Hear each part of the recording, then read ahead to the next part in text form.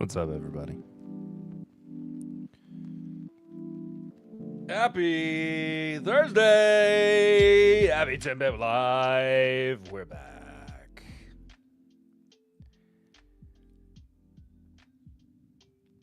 Bad news, disability called me today and denied my claim. Mildly good news, my caseworker is a freaking amazing dude and told me how to fight the appeal and said he will do everything he can to fix it for me. He told me I can tell you what to do or give you any information, but if you were my dad and trying to apply for disability, I would have you email this specific email with this exact wording. Holy moly. Shy Guy, I am so sorry. I'm also sorry that I had started reading it in a funny voice and not with sincerity. I apologize for that.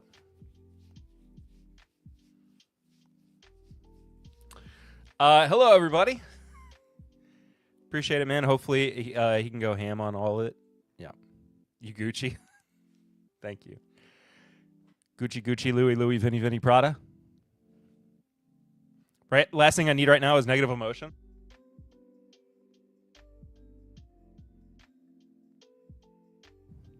Well, lucky for you, I'm not feeling negative. Feeling quite the opposite. My liquid death is a little warm.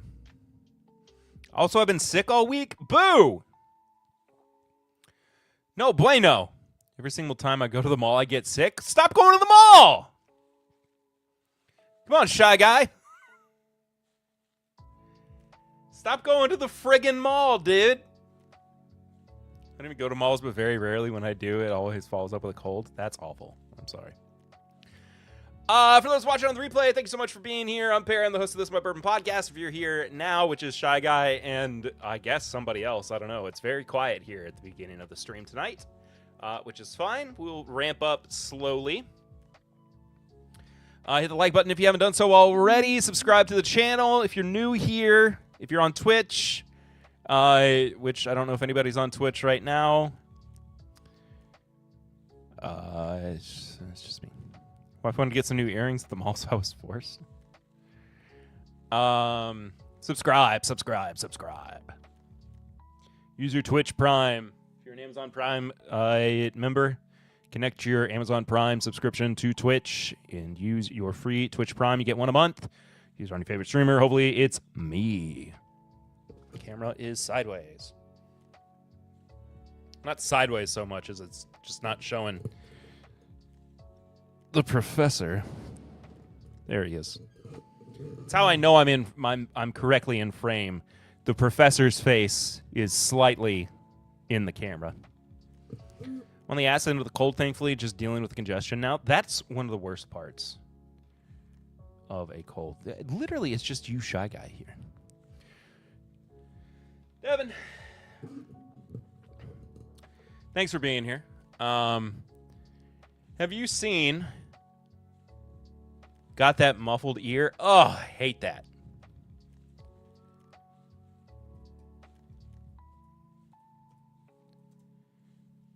Ugh. How does anybody look at anything not in dark mode?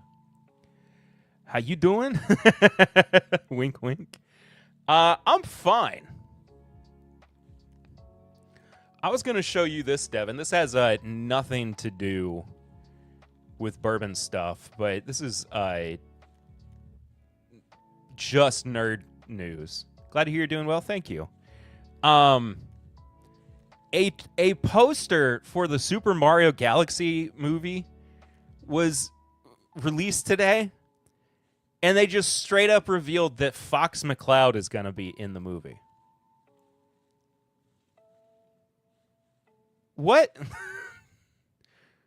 What are we doing? Tony Mac Donuts, hello! Which is weird. I don't understand what they're doing. Why are we releasing... He's not in Super Mario Galaxy? I know, but I guess because they're going into space. Pick looks AI? I don't know if it does.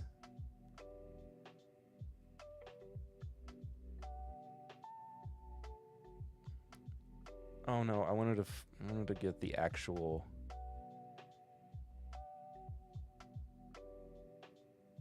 Content unavailable. No domain. Is this it? Spider-Man. What is happening? What are these pictures? This is what I'm looking for. There we go. I don't think this is AI. Yes, Star Fox is going to be in the Super Mario Galaxy movie.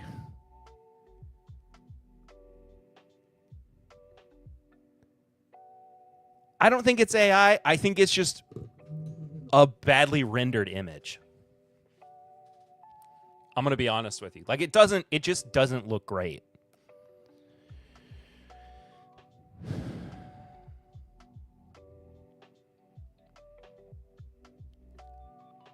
Yeah. Anyway, that was my nerd news for the week. There's been a lot of nerd stuff happening. Dragon Ball manga's coming back. We've got some Avengers Doomsday stuff happening. Daredevil Born Again started. Season 2 started again. More related to me proxied through my wife the new DreamWorks movie trailer for their new movie is Filipino. Ooh. What's up, Kyle? Good to see you, brother. Hope you're well. Hope folks are doing great. Thank you all so much for being here. We'll get started here in just a moment. I got some pretty awesome news today from the IRS. If you can believe that, that would never happen, or that would ever happen.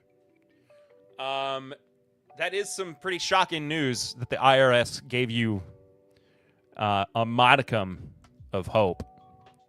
Voluntarily withheld money from every check last year. I get every single penny back. I didn't have to withhold anything. What? That's crazy. Look at you. Look at you, Tony.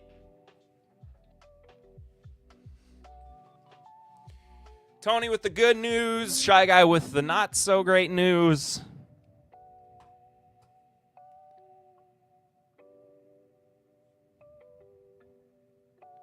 What is this?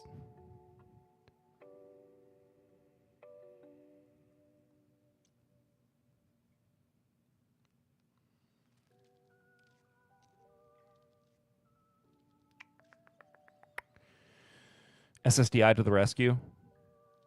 Yeah, Shy Guy got denied his long-term disability.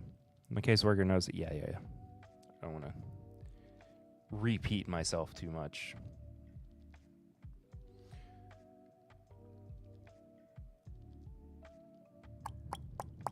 Anyway, let's pour something. I'm thirsty. You know, Tony's one blind baddie who's on disability himself. That is true. It's true. So on this week's episode of the podcast, I made a passing comment about how I had not owned a bottle of Turkey 101 in a minute, and so I influenced myself to go out and buy a handle, and here it is. I bought a handle of Turkey 101, and that's how I'm kicking things off tonight, because Turkey.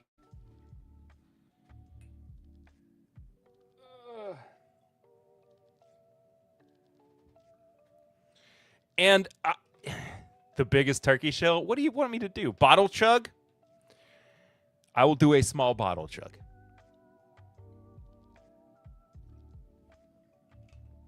Because the night is young, and I'm eating dinner after my stream tonight. So I can't drink too much during stream. I don't normally eat lunch, but chug. I don't know about that one. I don't normally eat lunch. I ate lunch today, so I at least have something in my stomach. But I ran out of time to eat dinner. Also, this is a bottle. This is LANL. Bottled on December 5th, 2025. Some SIVO stuff right there. This is, I will be honest, not my favorite batch of Turkey 101. It's a little It's a little grassy. And I'm curious what happened here. I don't particularly know what went wrong with this batch, but like the nose is toasted pecans. It's a little caramel delight-y. Hints of wet hay. But like it's the palate where things really start to fall apart. Be a very funny picture doing a headstand with a 7.5 liter plugged in the butt. The kids take over as master distiller yet in Turkey, who's planning on fixing the 101. It'll take a few more years, I'm guessing, before we get better quality 101 again. I mean, I don't think that Bruce has officially taken over yet. Keep in mind that like the 8-year 101 was his idea. That was his baby. So he's at least got his finger on the pulse for American markets and taking care of like what that product is. And you're right, 8-year 101 was great. And I don't know if he's focused on that like he is, of course, the Russell's Rye guy. So he's a little bit more tuned into the rye products that they're putting out.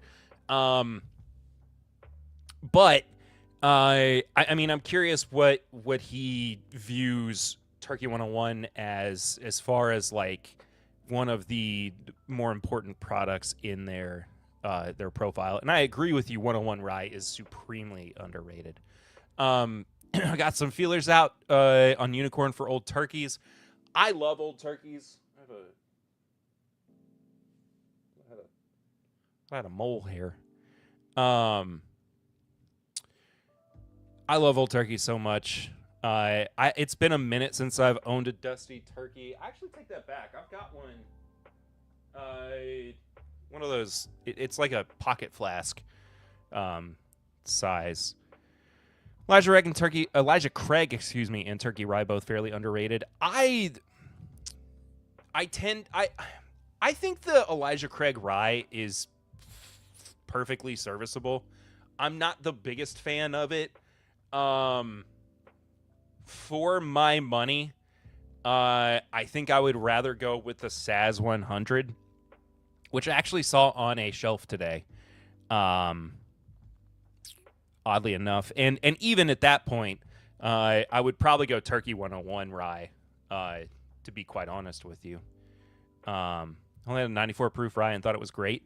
The barrel proof Elijah Craig Rye is quite good too. I think it surpasses the quality of the 94 proof. But I mean, it's just my experience.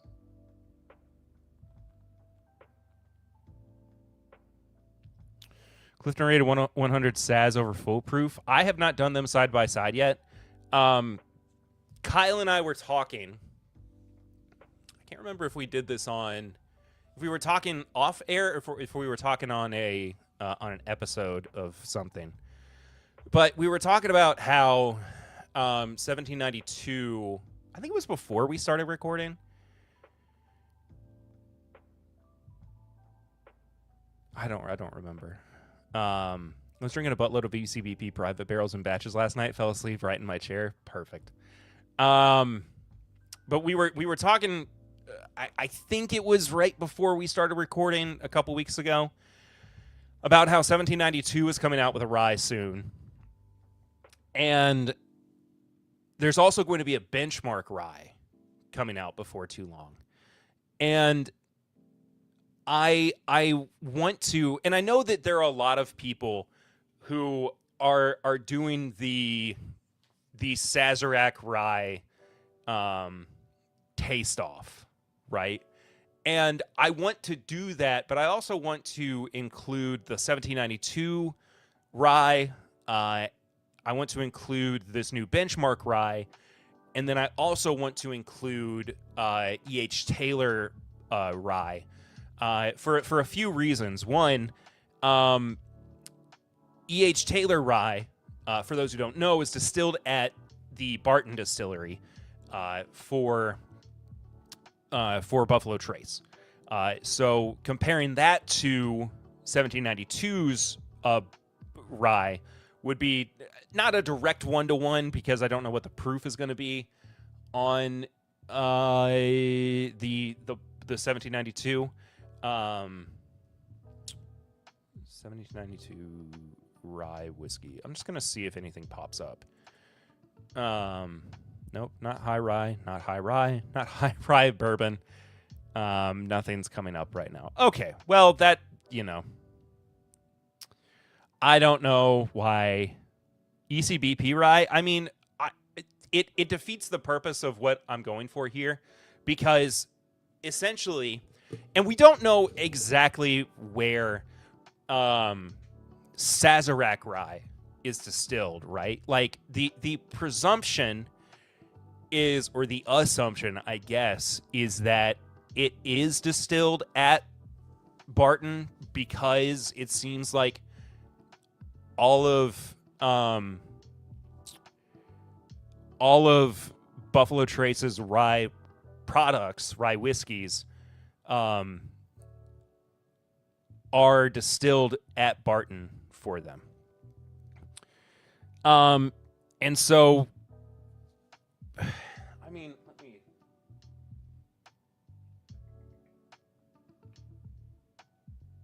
Hang on.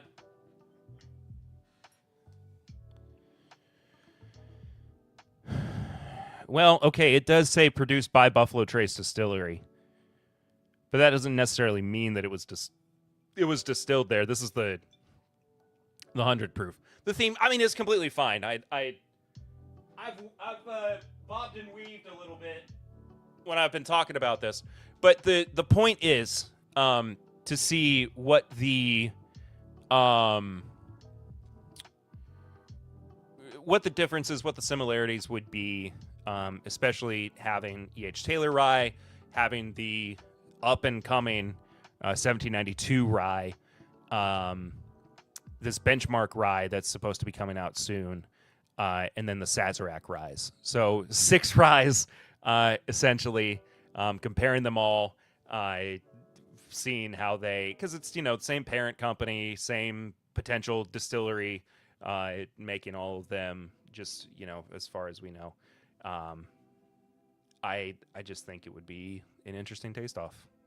So, yeah.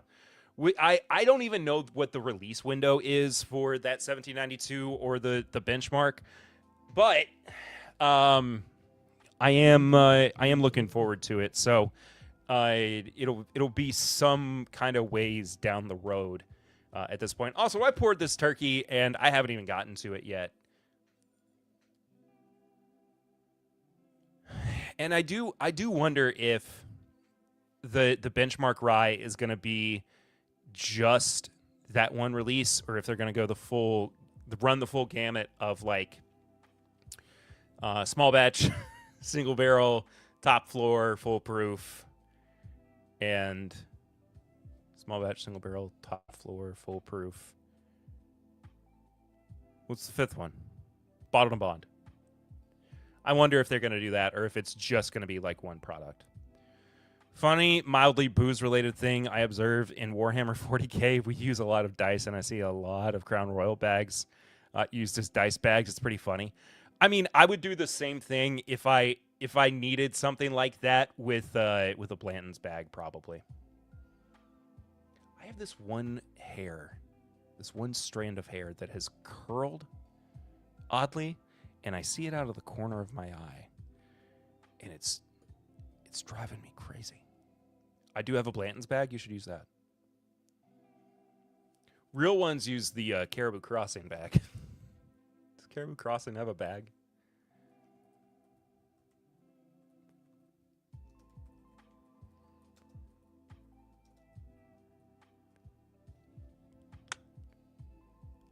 Oh, it does have a bag. Of course it does. Because it's a... That's so funny. I think look, it's right here. I mean, it's literally just the same as like a Blanton's bag. I've seen it before. This is the first time I've ever seen this. I was just watching a podcast where somebody wrote and claiming their dad put all of his dress shoes in Crown Royal bags. That dude must have some tiny feet. What a strange... Why does he do that? What a strange person. I'm infinitely confused by this person who puts shoes in Crown Royal bags.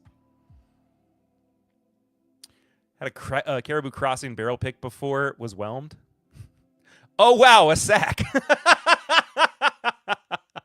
You know, between there being a sack on screen and Shy Guy's donation from last week for the penis replacement surgery, we're really off to the races at the moment.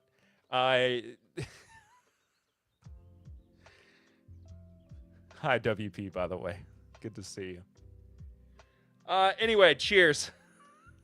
Still have not taken a sip of my turkey.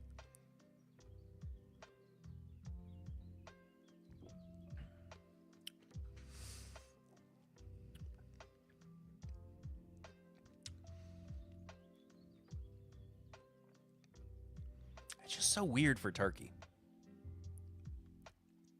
Just a very bizarre turkey profile. It goes to this, like, barbecue sauce, almost like watered down barbecue sauce flavor on the finish that I don't love. I'm going to be very honest with you. This hair is driving me crazy. This strand of hair. I can't stop looking at it.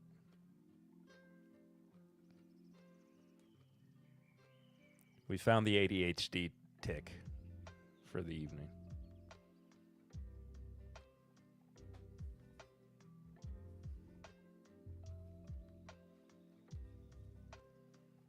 You? Oh, I thought you were talking about my hair for a second. I was like, brother, what happened? No, yeah, the turkey. Just a very strange bottle of Turkey 101. And I want long hair down to my shoulders. I'm getting there. The thing that sucks about this turkey, the watery barbecue, yeah, I figured it out. It took me a second. I wish that this particular bottle weren't so off, because I have a whole friggin' handle of it. Yay. A whole handle of Turkey 101 that I don't love.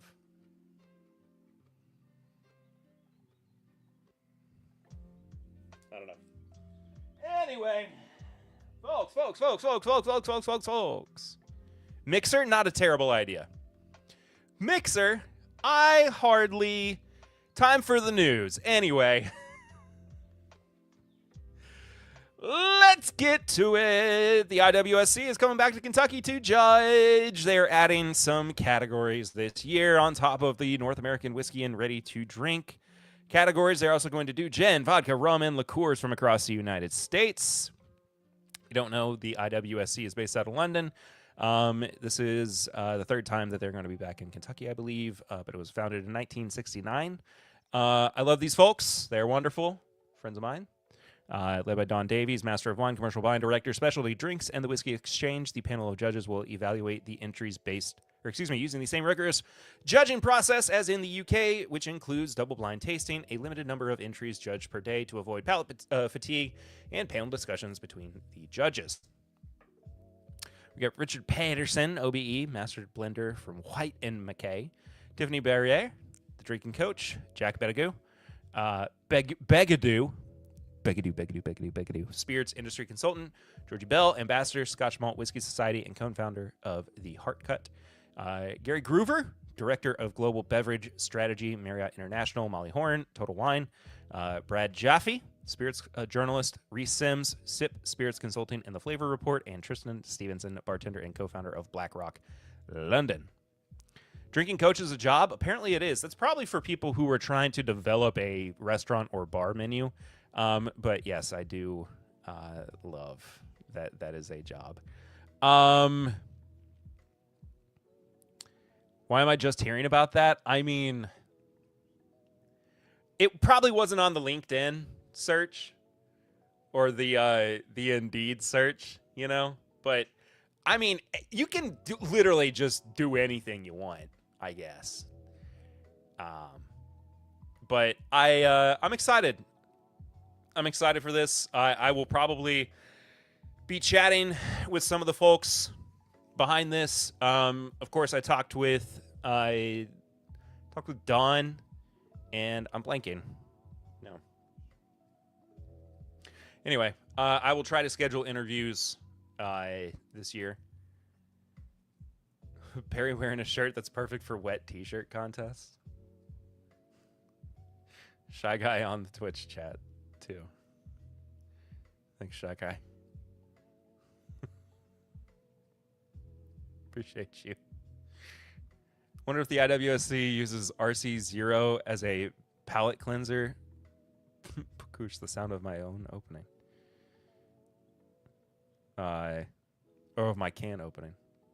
Shy Guy just subscribed for 3 months in a row. Thank you for using your Prime sub. Horny hours. You too can subscribe on twitch.tv/mybourbonpod if you would like to do so. If you are a Amazon Prime subscriber, you have one free Twitch Prime subscription a month. You can use it on your favorite Twitch streamer. Hopefully that's me. Hello again, Whiskey friends. Hello to you, Jeffrey Wack. It's good to see you, my friend. I hope you are doing great.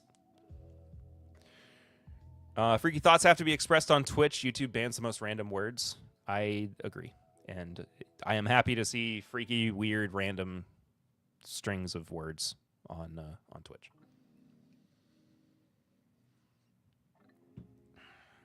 Moving right along.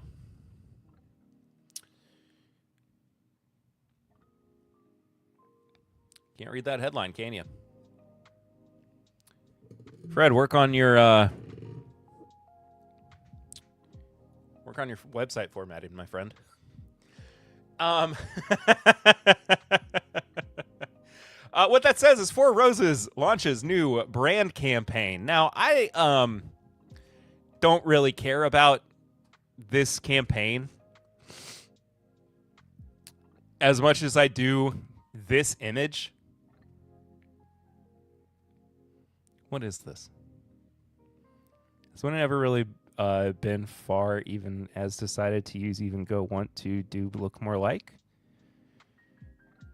It doed. I think it doed. What is this? Gorgeous Photoshop skills? So here's... I know what they're going for. I know what they're trying to do. Because it's not that they're trying to put these bottles on the table necessarily, but why wouldn't you? like why would it looks like they hired a first semester graphic design student who just learned how to use Photoshop, and they don't quite understand perspective yet. And they forgot how bottles are supposed to sit on a table. Like, here's the other thing about it. There is a drop shadow here on the single barrel select that would imply that there is depth to this, and it should actually be sitting on the table. But the problem is, this is intentional. Like, this is just supposed to be 4 bottles sitting in the corner, like it's supposed to be like a magazine ad or something like that. But the fact that it's sitting right next to a table makes it look so sloppy. This is so sloppy. This got approved by so many people that it got to this point where it was published. It is bad work. It looks like whoever did this was drinking Four Roses while they were doing a Four Roses Photoshop job.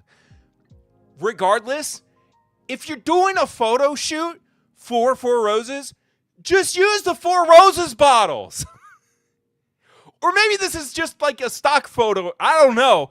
But I feel like Four Roses is doing fine And they could have done a little photo shoot where they have the bottles on this table. I could do this photo shoot for them, and it would look 10 times better than what they wound up using. Other Tony B. Hello. What up? The base Four Roses bottle is old and ugly. I cannot disagree with you more. I love the old bottle. I think it's beautiful. I love the 80 proofer and the small batch select. I love Four Roses in general. Wait, which Tony B is this? Is this other bag of donuts? No, it's not. It's Florida Tony B. Hello, Florida Tony B. Good to see you. I thought it was Tony on one of his burner accounts. I'm sorry. I did not give you a proper hello. I thought Tony was coming in to boost our numbers here. Anyway, that's 1969 Four Roses was peak.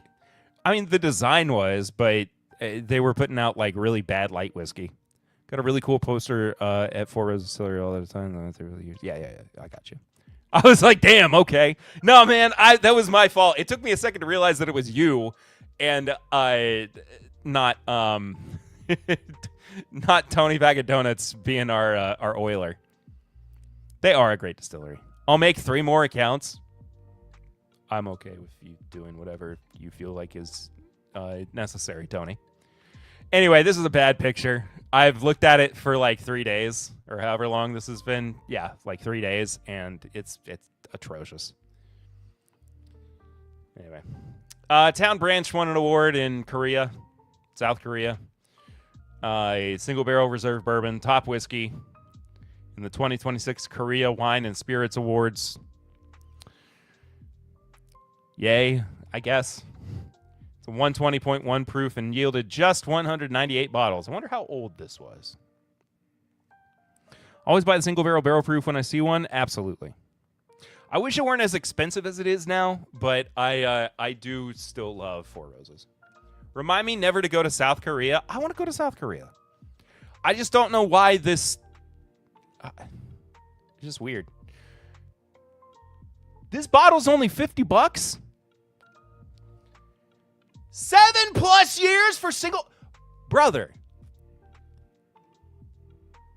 This is a 7-year bourbon for $50 at 120 proof? It might be time for me to give Town Branch another chance. It's the saddest thing. It's the saddest thing. Town Branch, on paper, should be a gem for Lexington. It should be like our shining star as an attraction. It should have some of like the best bourbon. It should be something that we point people to and go, you like bourbon? You want to come to you want to come to Central Kentucky? You want to find a good place where you can basically walk to from downtown and go check out, and then go back to your hotel, go to cool bars and everything. But like for so long, Town Branch has just been subpar, and I think it's because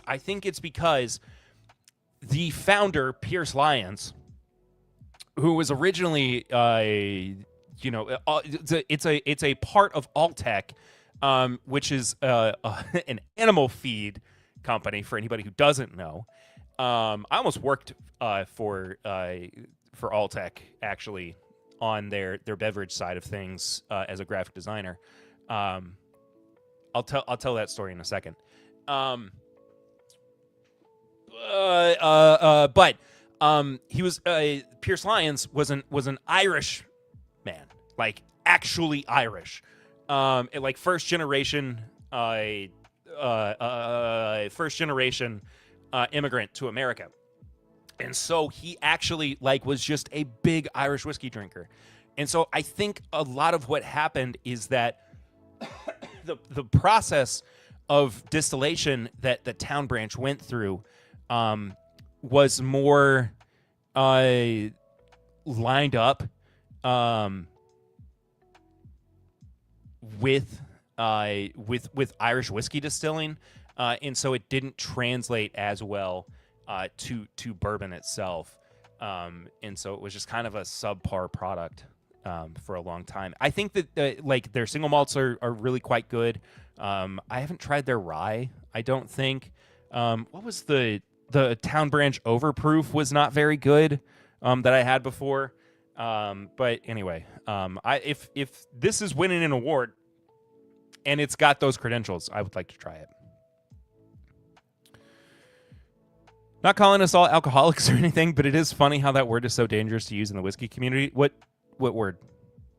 Alcoholic? I mean, it is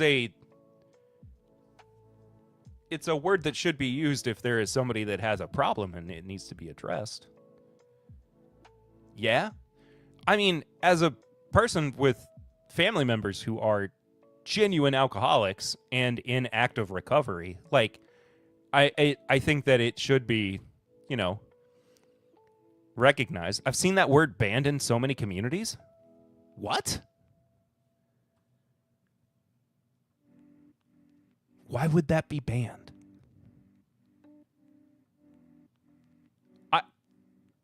That will never be banned in this community. My mom is a mega alcoholic and not in recovery at all. I hope she gets help. Because people might get offended. The only people who get offended are the people who need help. Straight up boomer flakes. Look, you can tone police all you want. And people are going to cry bully too when they're called out for their crap. Taters are usually the ones most offended about it. I mean, here's the thing. If you can have an honest conversation about your drinking habits and explain to people what your drinking habits are, then there's no reason to get offended. I think that anybody who drinks could probably stand to drink less. I admit I could stand to drink less. Like, I say it all the time. Again, as somebody with family members who are in active recovery from alcoholism, I always take a step back and think about what my drinking habits look like, and have done so a lot recently too, because I am also getting older. Like, I can't sustain the level of drinking that I have through my 20s and in my early 30s. Like, I have to change things so that I can be healthier. I can get older. I can see my girls get married and have kids, and I can have grandkids. Like, I still want to enjoy bourbon, not just on a regular basis, but also as a community thing too. Like, I am actively aware of that. But, like, I can't be the drinker that I was back then. It's just not how it works functionally. And again, like, it is okay to watch how other people function with alcohol and go, I don't want to be like that. Like, you can work to better yourself as others are also bettering themselves too. Like, it's okay. It's okay. Like, if you are offended by being called an alcoholic, that is a you problem. We will never ban the word alcoholic in this community if somebody is getting offended by it. Like, take a step back, look at yourself, and wonder why you are getting offended by it.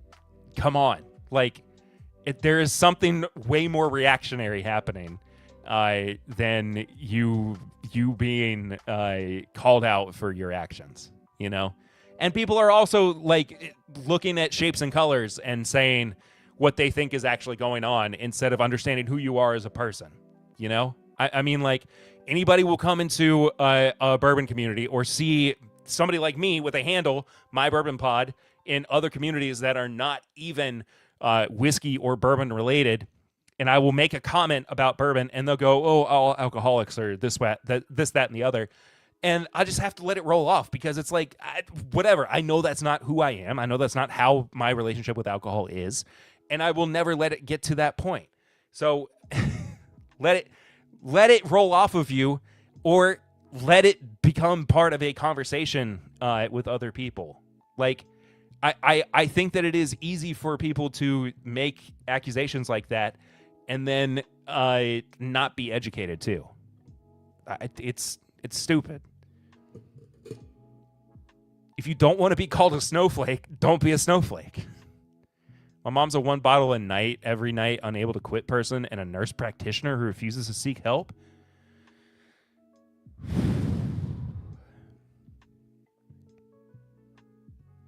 Also, being financially constrained helps too. I mean, that's another part of it too. I mean, it's an expensive habit, you know? Anyway.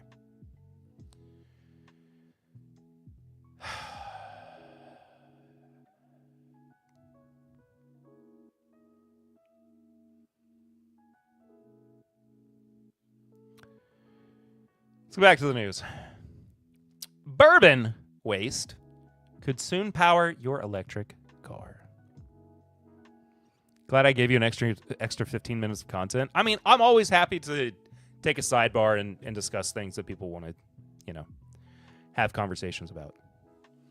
Can't get good stuff for cheap anymore? I mean, yeah, exactly. And this goes back to something that I keep saying a lot, too. I don't have to own everything. I just like to try a lot of things. Like, I've got plenty of bottles. I will never go through every bottle that I have. It's electric. Boogie, woogie, woogie. Ooh, Gino's East Frozen Chicago-style deep dish pizza. Also, hello, Zopher. Good to see you. Hope you're well. Thank you for being here. Same, just want to try it. Don't need to own it. Yeah, of course. Scientists at the University of Kentucky have found a way to turn bourbon distillery waste into high-performance supercapacitors. Here's how this breakthrough could revolutionize EV batteries and the energy grid. Now, this is something, of course, that I don't know much about, but it is very cool, and we will at least touch on it because I have... I have an arts degree. Hey, Perry, since you're such a fan of light whiskey, puke, I've got some 31-year Scottish grain whiskey for you.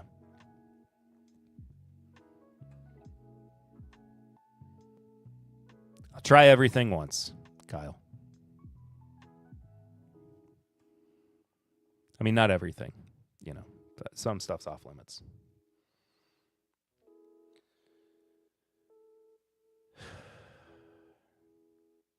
Recently, chemists at the University of Kentucky discovered how to transform bourbon distillery waste into high-performance components for supercapacitors. Supercapacitors are often used in situations that demand a rapid power source and high reliability. They're similar to batteries in the sense that they are energy storing devices. But unlike batteries, which rely on electrochemical processes, supercapacitors store energy electrostatically by accumulating charge on the surface of electrodes, which allows for rapid charging and discharging in a longer lifespan. However, due to a lower energy density compared to its batteries, supercapacitors store less energy overall. I'll try anything 4 or 5 times. Everything preps loop. Yeah, that's why I had to back some things off there. Expand to continue reading. Now, a recent development by a chemistry professor and graduate student at UK has found a way to do so using bourbon byproducts. Oh, boy. Jose Barrios Cosio. Nailed it. A graduate student at UK was shocked to learn that for every bottle of bourbon produced, there's up to 10 barrels of waste in the form of stillage. To put that number into context, bourbon is a multi-billion-dollar industry. The strictly regulated American whiskey requires that it be made of up to at least 51% corn. So basically what they're doing here is just what your high school Kyle's freakier than Perry. what they're doing here is what your like high school science teacher said he would do. He was like, I'm going to power my car with corn. And it's like, okay, Mr. Weirdo. The remaining composition includes cereal grains like rye and barley. Nonetheless, it's that strict composition that is responsible for the SSES. Barrels are never reused, although they are often repurposed for barrel aging, other products. Knowing this, Casio and Marcelo Guzman, a chemistry professor in the College of Arts and Sciences, obtained waste samples from different distillery owners and used a technique called hydrothermal carbonization. Think like a high-intensity pressure cooker to convert the stillage, creating a black carbonaceous powder called hydrochar. I'm going to power my car with crack cocaine. No, sir, come back. Teach us how to do. Teach us chemistry, please. This is chemistry.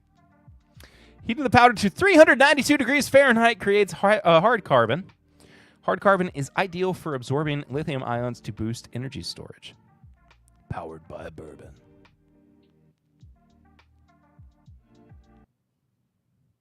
Hold on. I got to do something here.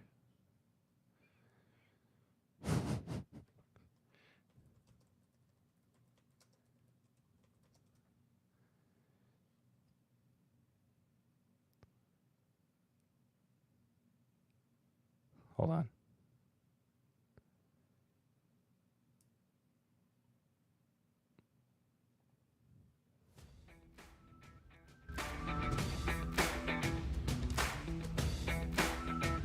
We here at Jim Beam Distillery have enough waste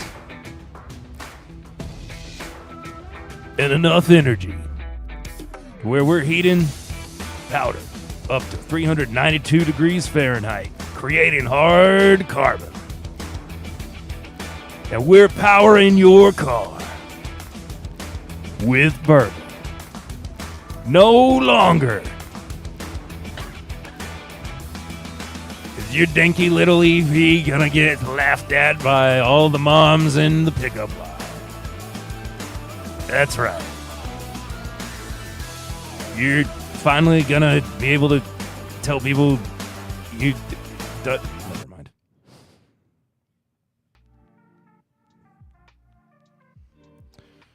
Malort-powered car? Everything stinks. So could we soak a potato on this stuff and power the lights of our home bars or whiskey room? That's actually a really funny idea. Is driving a bourbon-powered car considered a DUI?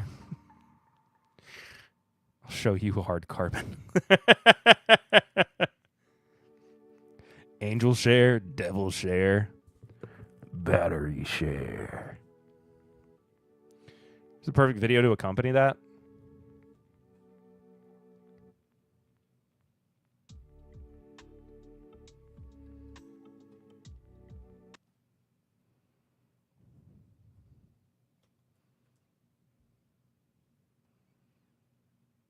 Wait, why did that not work?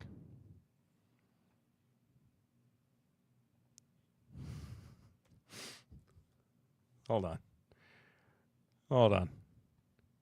It's safe. Play that video on stream. Give me a second. I do want to watch this.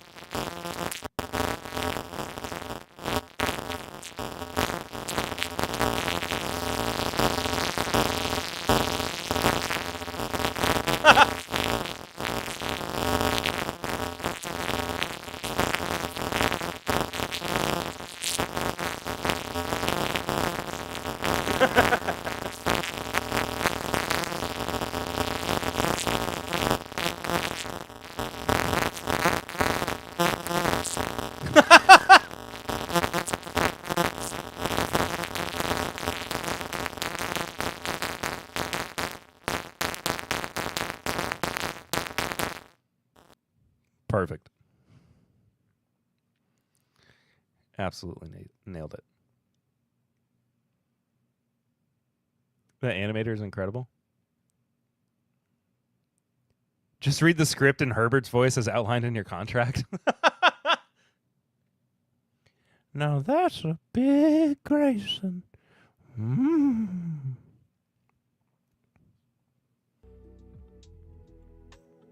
We didn't hear a single word of that? Wait, really? Why didn't that work?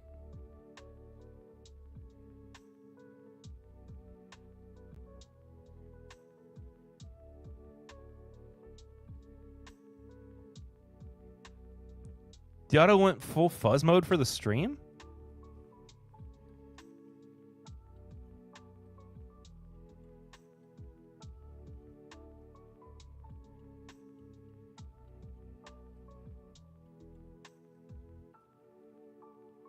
It went all fuzzy.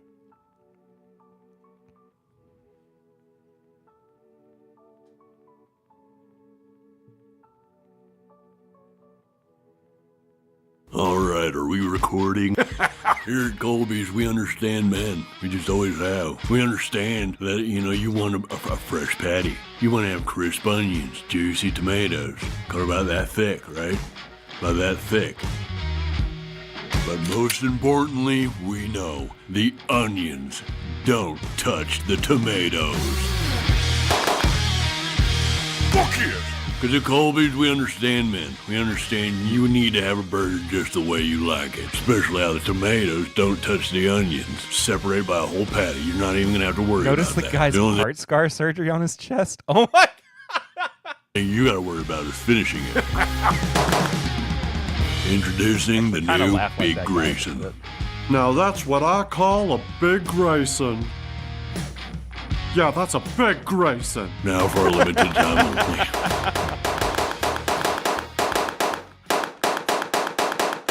That guy missed. He missed so many of these shots, man.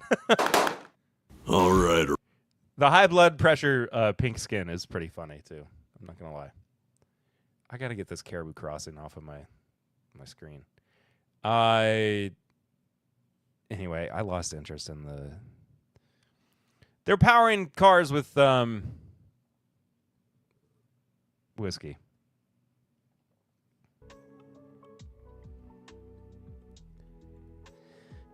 It's cool. Anyway. Need to hire him for the Four Roses advertisements? All right, Horse Soldier Liberty Edition. We got another 1776, the 250th anniversary celebration bourbon. Y'all, yay. 13 years old, 1,776 bottles, $800. $800. What are we doing? I don't even know what the proof is. 74-18-8. That's is that Barton mash? Oh, it's 100 proof. No way. 13 years, $800. Nice. Sold. American.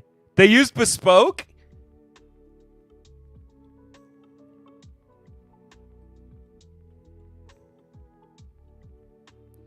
Bespoke commemorative design.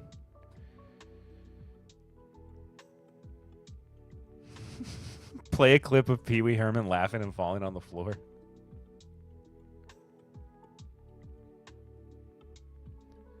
I'm definitely going to get flagged for it, but...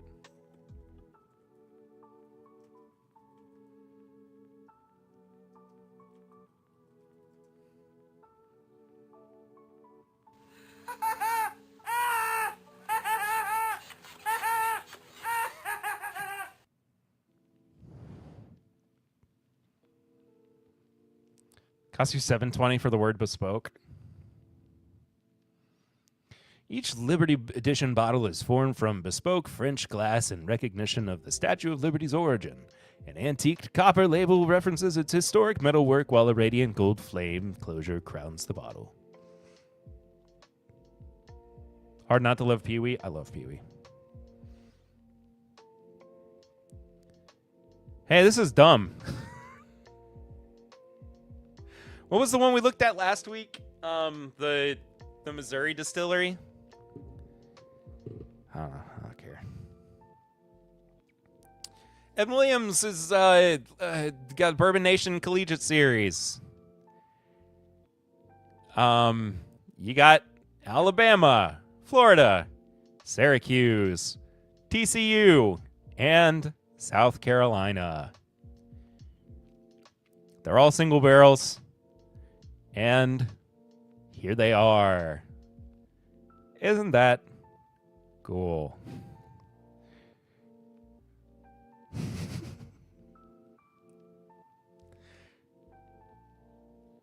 Each bottle in the series is hand-selected from an individual barrel, offering a unique profile that reflects the craftsmanship of Williams maintained 1783. Editions arrived just in time for March Madness and the spring graduation season. Each bottle features university branding, wax tip tops, exclusive availability. Distributed only within each school's respective home state. Each color, same juice, wow. A 6.6 proof and $35. It's the second wave coming out for football. Yay. It tastes fine for the price. I also taste the same usually to me. I mean, I like Evan Williams single barrel just fine. I just don't care. I don't care that much about this. I'm going to be very honest. Hey, Evan Williams, I'm drinking you right now. Where's my Illini bottle? Blood of the Pac-12. This should get some people excited. Finished in Montepulciano. What'd you call me? And Sangiovese casks. Double Italian wine. $130 a bottle and 198.6 proof. 17,000 cases. So whatever 17,000 times 3 is.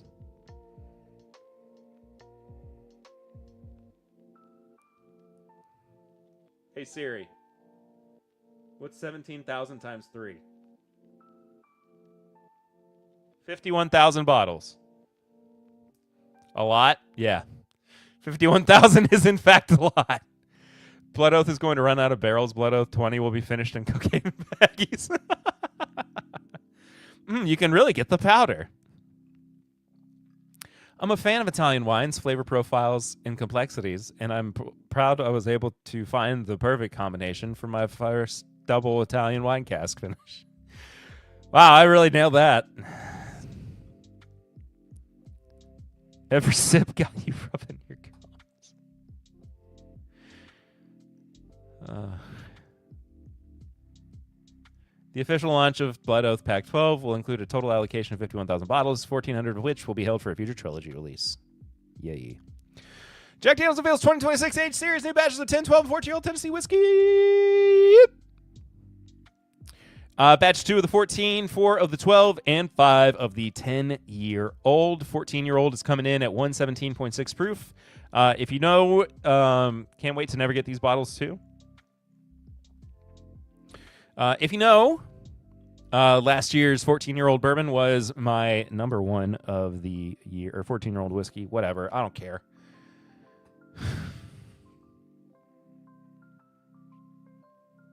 You can enter through their website to pick up a bottle, buy a bottle. Hello, Sugar Kitty. Double, so that makes Italiano, Vino. Sounds like the Little Caesars got their liquor license. There's legit dudes here who on their lunch break daily will camp out every liquor store so they can snatch all the Jack Daniels bottles they can find. Whatever you can do, man. It's the love of the game, I guess.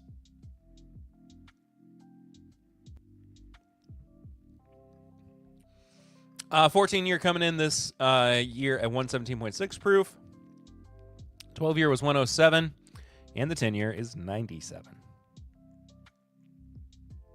So, you get the chance to win, you have the opportunity to win the chance to purchase a bottle. I have got to get. Why? Just go away. I already know that the Cardinals won, which Cardinals won opening day.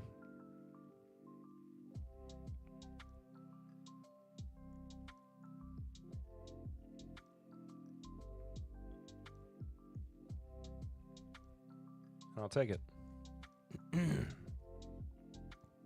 It's a big picture. Shanks Homestead and Baumberger's Declaration coming out very soon.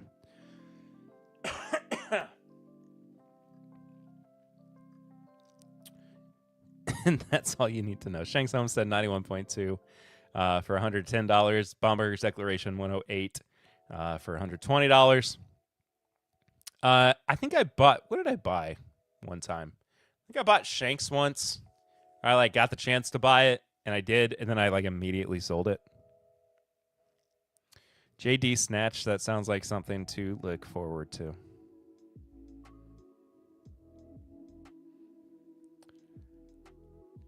Not mad. I'm just disappointed. Cardinals baseball. Are we mortal enemies now? Do we want to go do karate in the garage? No, because I actually like the Cubs quite a bit. It's very funny. I should be super anti-Cubs.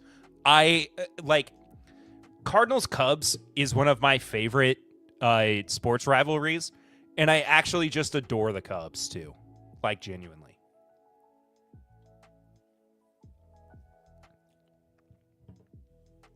What are new distillery releases? When you hear who the distillery is, you immediately lose interest and don't care. And why is it Garrison Brothers, Horse Soldier, and Blue Run? I mean, you've named the three. I kind of feel the same way about Michter's. I'm going to be honest with you. I don't have a whole lot of love for Michter's in general, but that's not saying that they don't make good products. It's just one of those brands where I haven't quite had the right one yet, I guess. But you are right though, Shy Guy. Their rye, the 10-year single barrel rye is my favorite from them. I can't even include the 20-year, because it's so exclusive. I mean, I just never had it, They also really don't come out with a lot of stuff. Fair. Fair.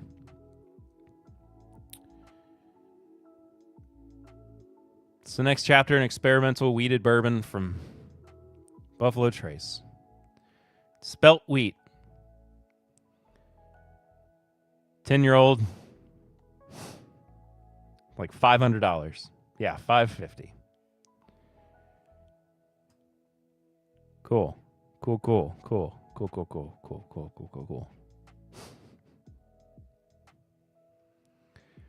Of course you adore the Cubs. That's what you say about the neighbor's ugly baby, not to make them feel bad. I genuinely like the Cubs. I like seeing the Cubs do well and win. At least Wilderness Trail, Green River, Bardstown, New Riff always be doing cool, affordable barrel picks. I agree with that. Still Austin, Redwood Empire doing some really unique stuff, for sure. Yeah, so affordable. Let me just casually drop $550 on a bottle. Here's the Girl Dad Bourbon, by the way. thegirldadbourbon.com is where you can pick it up. I did the TTB label last week. I think it was last week. And it's a pretty bottle. I mean, it is a pretty bottle, but what are you really paying for here? You paying for the fact that you have it, or for what's in the bottle? $550 for a 10-year wheated bourbon that's experimental? Come on. But it is pretty. You can knock somebody out with the cork, I guess. Anyway, there's that.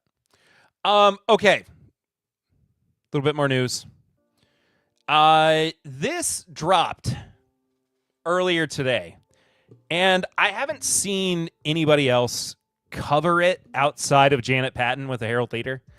And so I wanted to touch on it and maybe potentially dispel it too, based on something that I saw. Can I just pay $150 for WLW? I mean, if you can find it. But I also wanted to maybe potentially dispel it based on something else that I saw. But first, let's look at what Janet was reporting through the Herald Leader. Reports Kentucky Whiskey Company Brown-Forman, Pernod Ricard in merger talks. Louisville-based spirits company Brown-Forman is reportedly in talks with a competitor for a potential merger or acquisition. Both Bloomberg and Reuters reported March 26th that spirits industry powerhouses Brown-Forman and Pernod Ricard have held talks. Bloomberg, citing anonymous sources, reported the companies have held early-stage talks with about a possible combination with the French company buying the Kentucky parent of Jack Daniel's Tennessee Whiskey, Old Forester, and Woodford Reserve. Reuters reported the talks were over a possible merger, also citing unnamed sources. According to Bloomberg, which first reported the news, the talks are ongoing, and there is no certainty that a deal would be reached. Now, I want to at least talk about what's going on here at face value. Bloomberg and Reuters, both being very credible news outlets, does lend some credibility to the fact that, or to the potential for this to actually be the case. However, the fact that they're pointing to anonymous sources doesn't give me a lot of hope, or not really hope, I guess, but doesn't really give me a lot of confidence in whether or not this is actually going to happen. So we'll see. But Janet continues, Brown-Forman did not immediately respond to a request for comment. Pernod Ricard told Global Drinks Intel the company would not comment. Upon news of the potential talks, shares of Brown-Forman spiked more than 20% on the stock market. According to Reuters, shares of Pernod dipped on the news. While Brown-Forman is publicly traded, the controlling shares are largely in the hands of Brown family members. Similarly, Pernod is controlled by a combination of institutional investors and members of the Ricard family, with Alexander Ricard serving as chairman and CEO.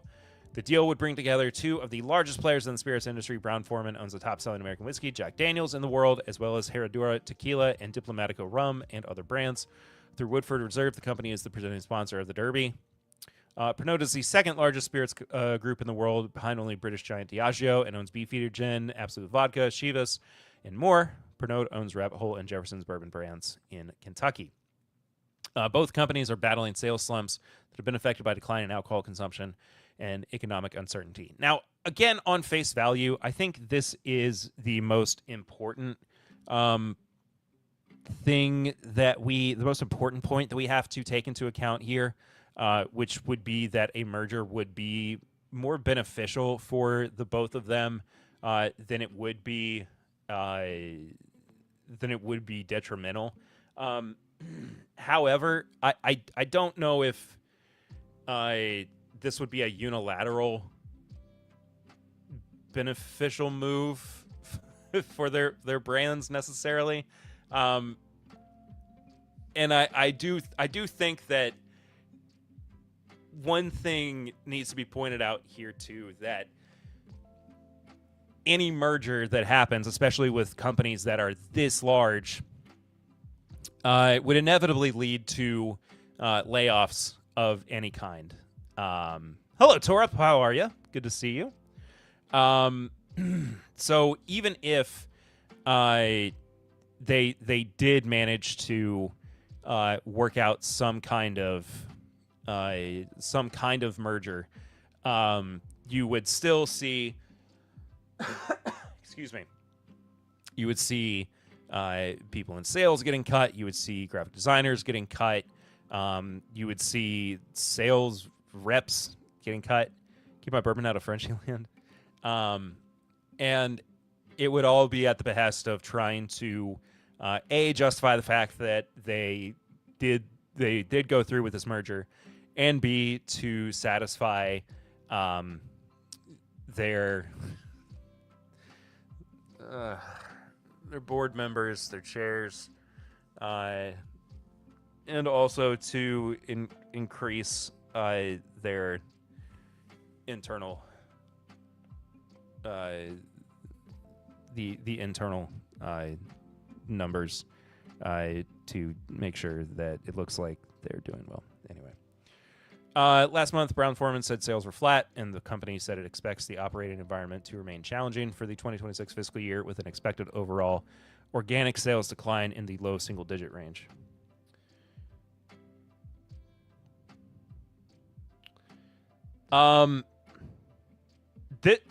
This is crazy. This just came in from Janet. Updated. Louisville's Brown-Forman in merger talks with Pernod Ricard. The Kentucky company confirmed it's in talks for merger of equals.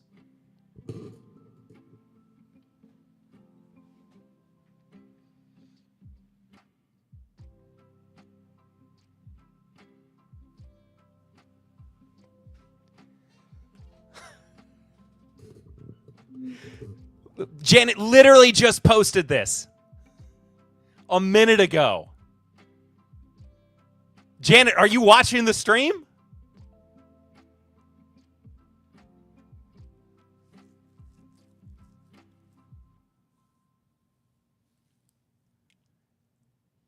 Pernod bought a really large piece of the Scotch industry with Chivas, many small distilleries. Adding something similar on the bourbon side is enormous in the spirits world. Say you love crepes. What if he just said, I love really thin pancakes? That's a fair compromise. Damn it, Janet. Are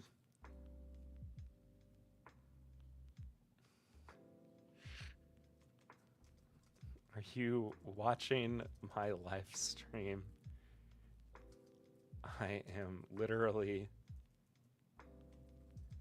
covering this right now and discussing your reporting.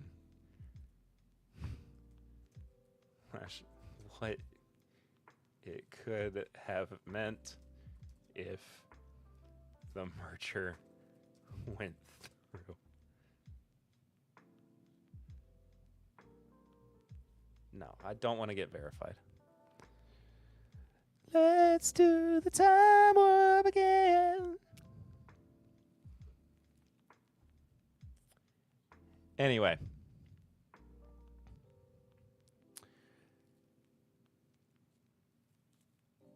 This is crazy. It's so funny that she just tweeted this out. Now, here's the other side of this too, and I saw this from Chuck Cowdery earlier today. Man, I love Brown-Forman. Yeah.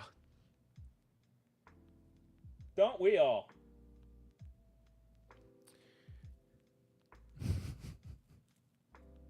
Frown Borman. Oh, sorry, I misread that. But this comes from Chuck, and I wanted to highlight what he said because I think it's important to highlight another viewpoint, especially from somebody like Chuck who has is Brown-Forman top 500? I don't think so. Somebody look that up if you don't mind while I'm reading this. But from somebody who has been covering the industry for as long as Chuck has, I wanted to highlight what he said. But he said, this pops up whenever there is an upheaval in the industry, or distilled spirits industry. On paper, Brown-Forman looks like a great acquisition. It has one superior brand and a couple of pretty good ones. It's a well-run company, profitable, not overloaded with debt. The finger is usually pointed at Bacardi, sometimes Diageo. This time it's based on rumors Bloomberg and Reuters deemed credible enough to report. Neither company has confirmed they're even thinking about it. We now know, of course, because here we are with Janet saying that Brown-Forman has confirmed it, and I'm looking to see if she's replying. Is Brown-Forman in play? Usually not. Although publicly traded, the company is still controlled by the Brown family. They're generally happy with things the way they are. It would be very hard, perhaps impossible, for a determined suitor to force a sale. I've always heard the Brown family doesn't like the Bacardi family, which is why that tie-up always falters. I don't know how they feel about the Ricard family. Here's an interesting observation I thought of recently when I did the... Hello? Fortune 500? Oh, okay. There you go. When I did the Made and Bottled in Kentucky documentary, I mentioned in the script that Brown-Forman was then a $3 billion company. That was 30 plus years ago. Why am I being dinged? Who is dinging me?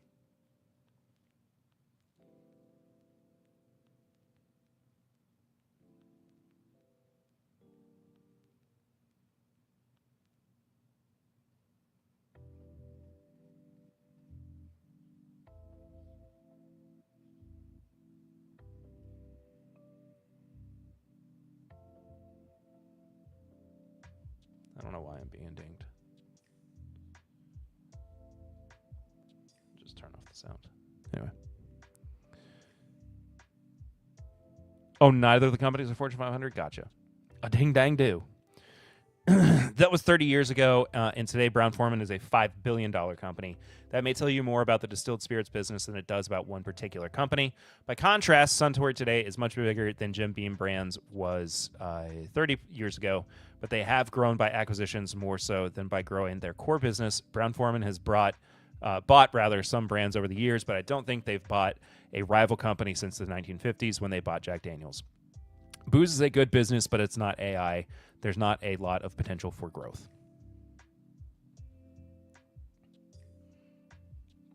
I think Chuck is extremely insightful, and for somebody to have called this out is highly, highly important, especially when you consider the fact that the industry has been as volatile as it has over the past 5+ years. It's not going to change drastically, I don't think. Brown-Forman's Fortune 1000, but not 500. Coors is in the Fortune 500. Interesting. Coca-Cola is being beat by Uber in the Fortune 500. Interesting. Compared to other whiskey brands, Jack Daniels itself is literally the #1 brand of any kind of whiskey, Ireland, Scotch, or anything else. Yeah. Oh, yeah. Yeah.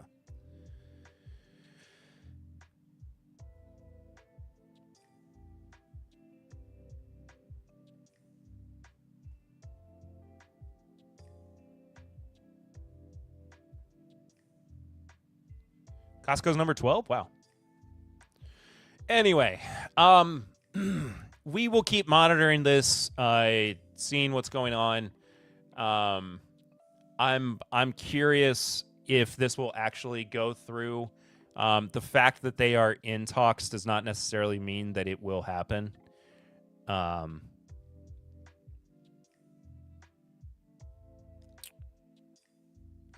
just don't know. I'm not confident that it will happen, but that doesn't mean that it won't. So, I am not going to cover. I really don't want to cover Uncle Nearest drama tonight. There's just.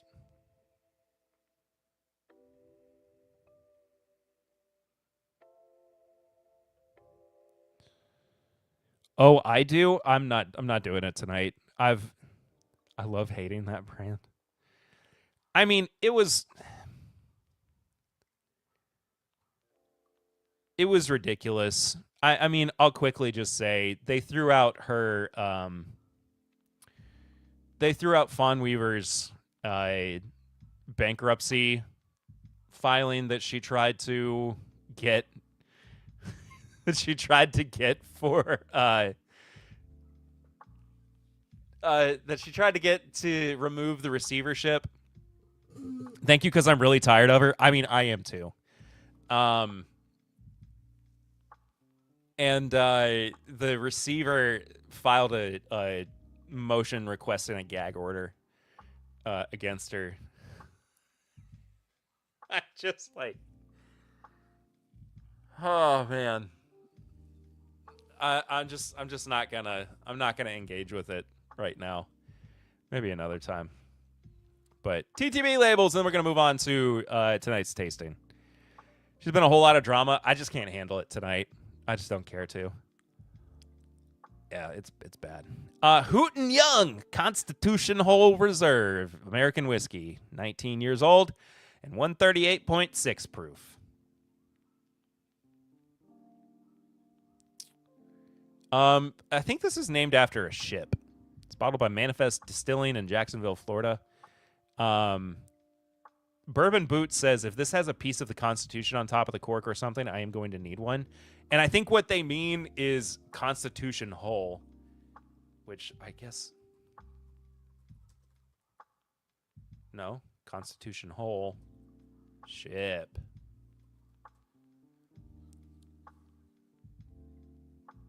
The USS Constitution? Oh.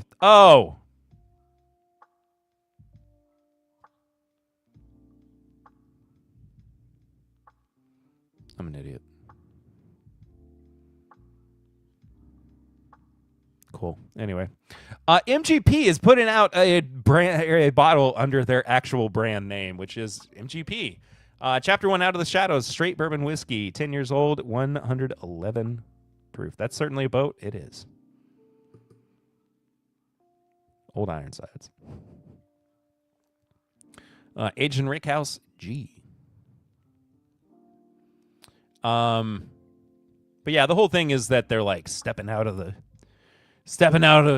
the limelight and trying to make a name for themselves as a brand. Yeah, 7 Out of the Shadows. Yeah. Is that the ship that the Navy grows trees for in Indiana to rebuild it every 50 years or however long it is? Brother, I don't know. It's a 3-masted wooden-hulled heavy frigate of the United States Navy. It's the world's oldest commissioned warship still afloat. Launched in 1797, one of the original 6 frigates authorized for construction by the Naval Act of 1794, and the third constructed. The name Constitution was among named... I don't care. Somebody look it up. I don't care. I don't want to read it anymore. I do like MGP. I do too. They got tired of using names like Remus or Rossville. I mean, yeah, they should just use MGP. I don't know what this is. Ironfish Distillery in Michigan. Mad Angler. Wheat whiskey. It's bottled in bond. Then yes, the Navy has special oak trees in Indiana that they guard and grow to rebuild that ship. Interesting. I mean, that's cool. I like the idea of it. I just am like, I didn't want to read about an old boat anymore.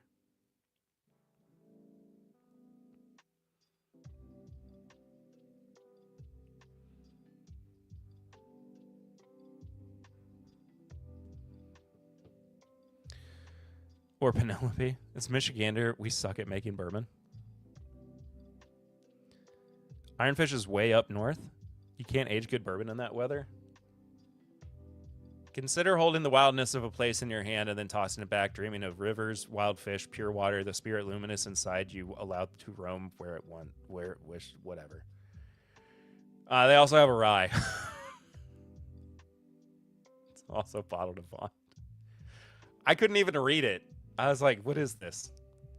Barrel Seagrass Toasted, 122 proof. They get together with Luxor, the better marketer, and they end up with Remus, Rossville, and MGP. Yeah, great merger, guys. Rye whiskey finished in Martinique, rum, Madeira, and apricot brandy barrels. Distilled in Indiana and Canada. I was one of the few that unapologetically liked Seagrass, even before they put out the second release of it that was barrel proof. Like the first one was lower proof and I liked it. So I'm excited for this.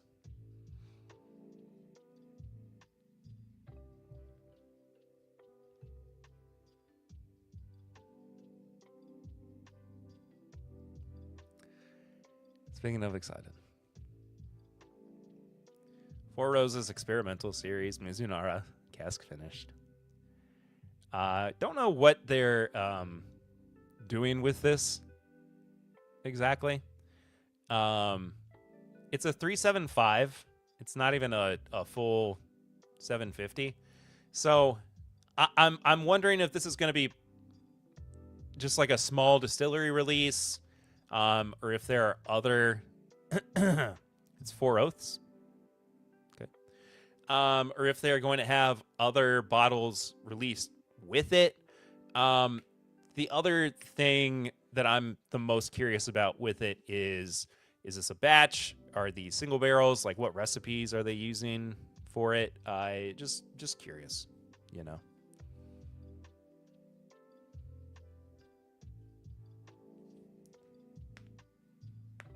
Four Roses experiments, yeah. So, on the lookout. Wyoming whiskey, 5-year-old National Park Series, Great Smoky Mountains, straight bourbon whiskey, 99 proof. Label's gorgeous. That's really the only reason I wanted to highlight this, just because it's so pretty. Looks good.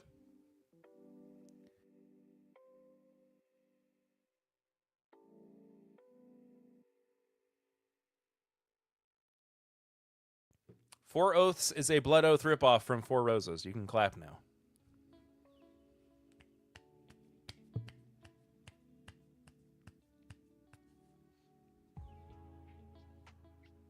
Fiddler 8-year Steel Plow Rye whiskey finished with oak staves and oak barrels.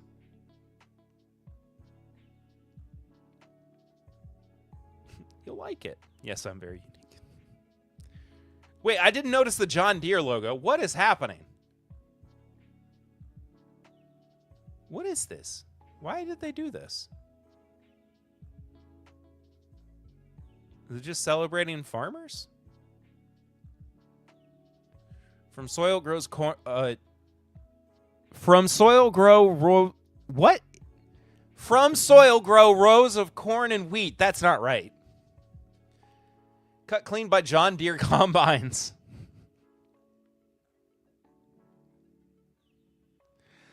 Show my wife's company she works for has a farming simulator esports team. That's crazy. Rye spirit begins in the fields farmers trust. Grain converge in mash. Mash copper stills. Every sip, steel, soil seasons. This is so weird. It's weird and I love it just because of how strange it is. I don't have a desire to own a bottle, but it's funny.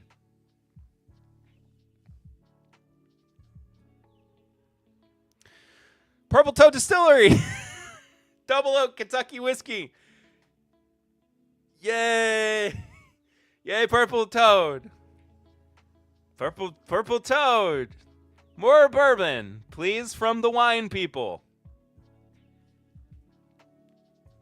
Now the question here, is it 57% or is it 116 proof? I don't know. This is a bad label. I think Purple Toad was the name of that mushroom strain I had. That's hilarious. This is bad. This is really, really bad. They did a bad job.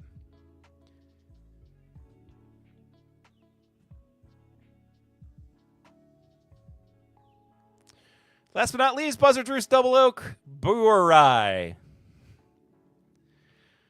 114 proof.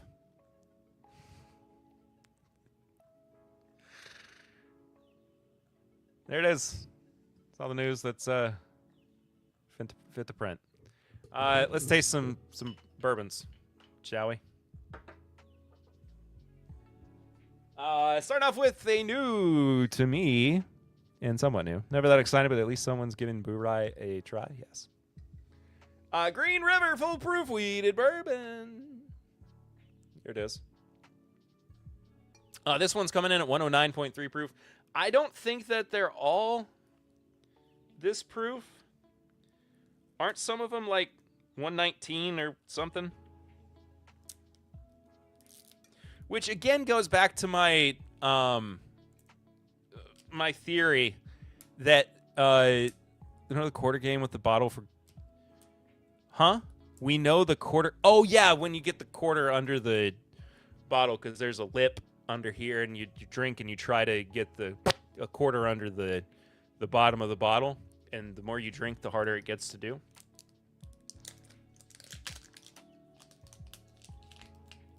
Did I explain that good? Yeah. Yeah. Me look.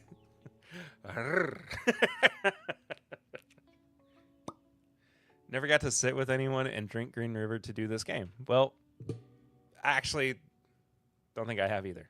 So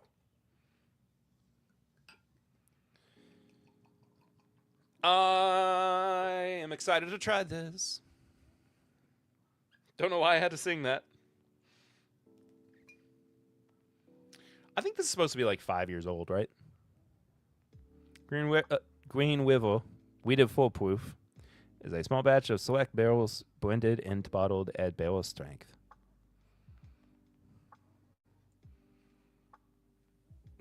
Shy guy me either. Hi, Papa Ritter.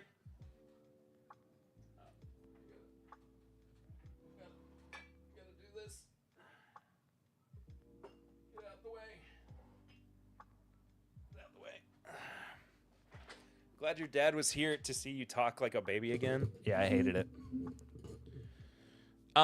What I was gonna say too is I think that like if there are varying proofs of the foolproof, I think it goes back to my theory that the term foolproof or the phrase foolproof is just gonna have no meaning by the time 2026 is over.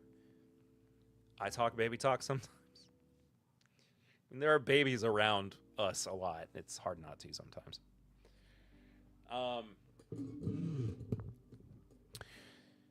But yeah, I mean, foolproof is supposed to indicate that it is at the proof where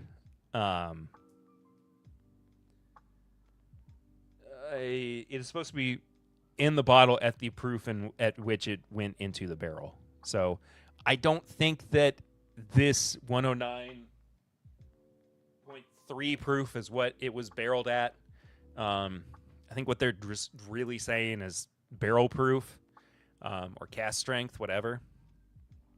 I'm looking at the descriptions of Evernorth spirit bottles and cringing. They use the word badass to describe their bottles.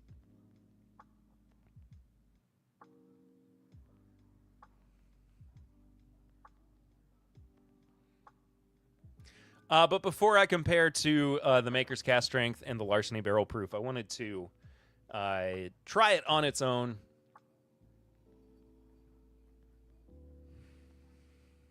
No me gusta. Mi look.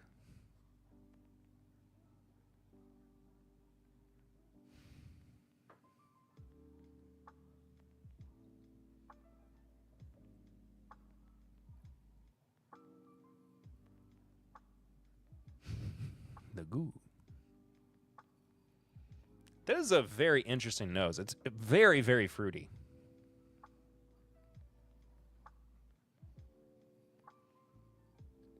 Happy opening day. Cardinals won. It's a high-scoring baseball game. 9-7 against the Tampa Bay Rays. Little corny.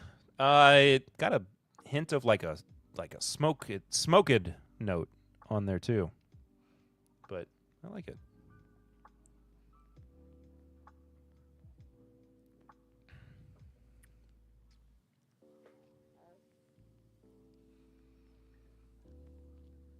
The Mets killed it today.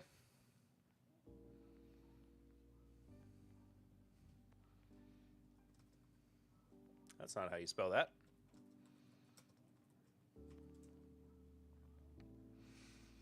Oh, 11-7 against the Pittsburgh Pirates.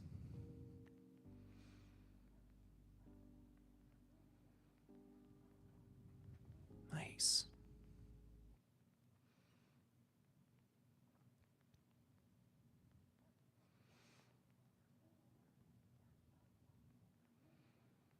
What a terrible headline from the New York Post.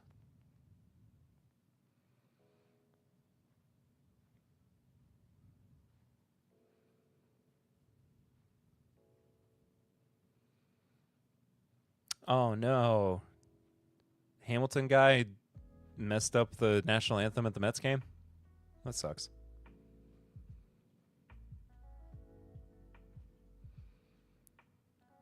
Okay. Hold on. We'll watch it. Okay. I gotta see a good flub. They batted around to the bottom of the first and scored 5 runs in the. That's incredible. Hold on.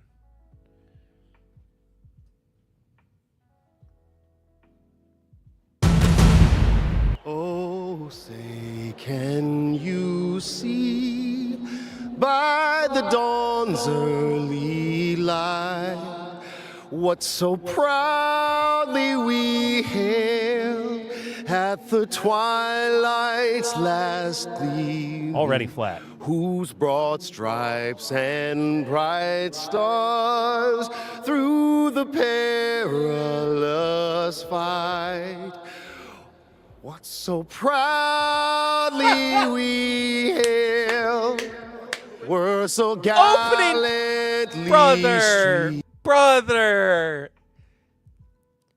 He messed up on opening day. He skipped like an entire verse.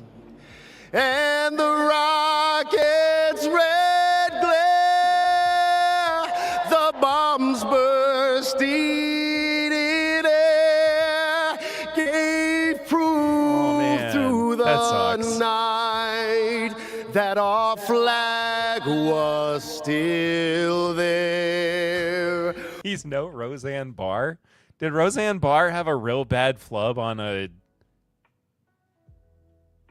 There's no way. Oh, say does that star-spangled banner yet wave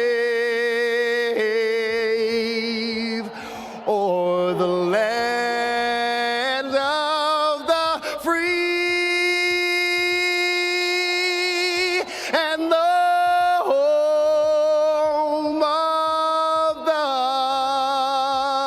brave? I mean, he sounded pretty good.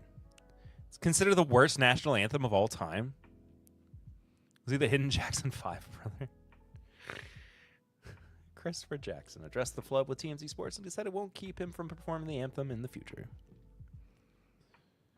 Roseanne Barr's anthem was atrocious. Okay, hang on.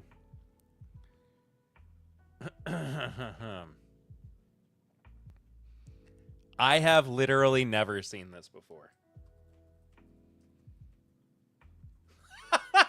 Aside from just Roseanne Barr National Anthem is the top Google result. Or sorry, YouTube. Oh, man. Oh, no. I wasn't born. Fergie's was also absolute trash. I'm always happy to clown on Roseanne Barr a little bit.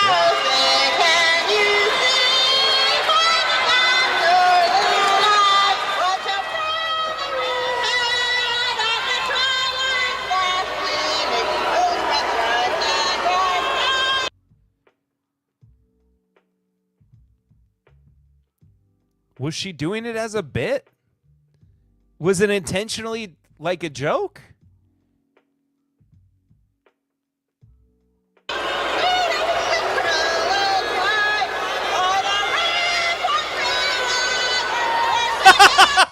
This lady's face is amazing.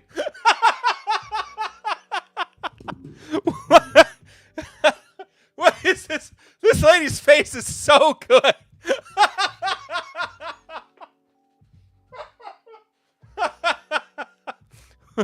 What am I doing? What are we doing here? What am I watching?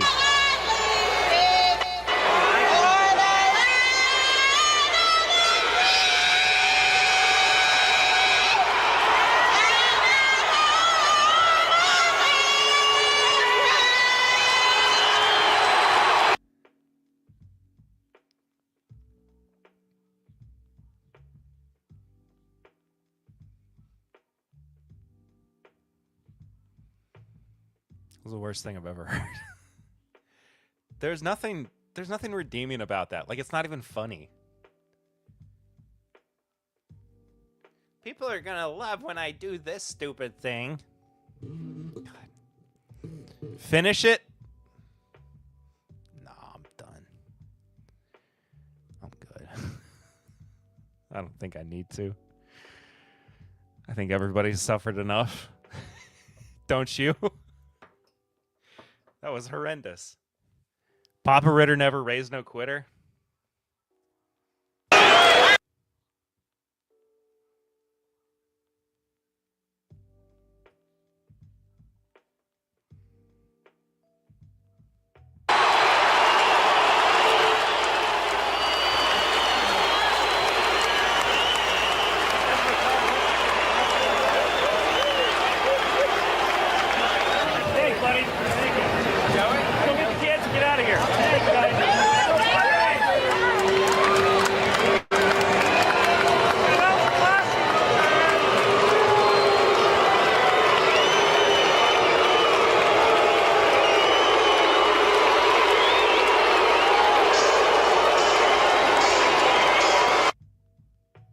This is a pizza. I don't want to go to studio review. Great channel, by the way. Studio review, Sam Reed. Go watch his stuff. It's very fun. Okay, well. Now that my horrific moment of terror is over, how about some whiskey?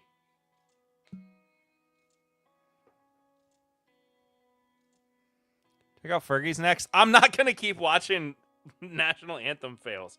I've seen Fergie's before. It's very bad.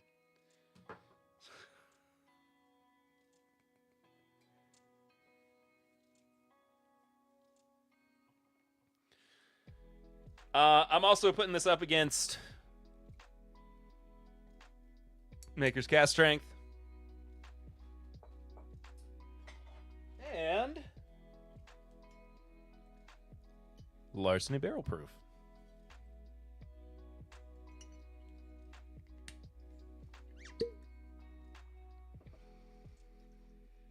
I haven't had this Larceny in a hot minute. This is C925, 119.6 proof. My thoughts on the quite the random challengers. Well, they're both wheated bourbons. They're both barrel-proof wheated bourbons. What do you mean they're random?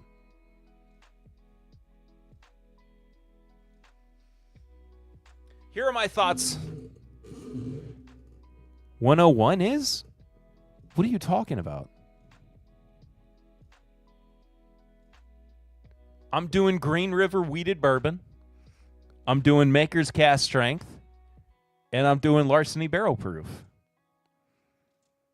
I thought you were using 101 in the lineup. No, I just had 101 to warm up. Carl Lewis had an equally sad, bad anthem. I mean, I know what I'm doing for the rest of the night, but I'm just not doing it anymore on stream.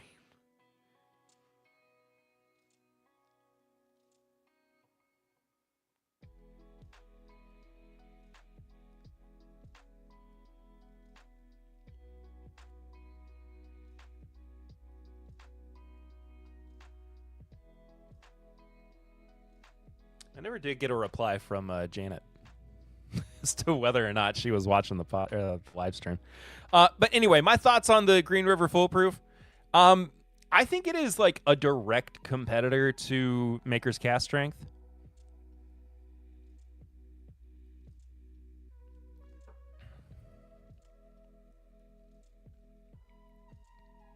Maybe.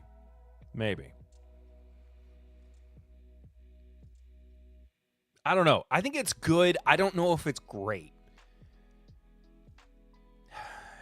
Let's just go ahead and try the Maker's Cast Strength right next to it. Why don't we?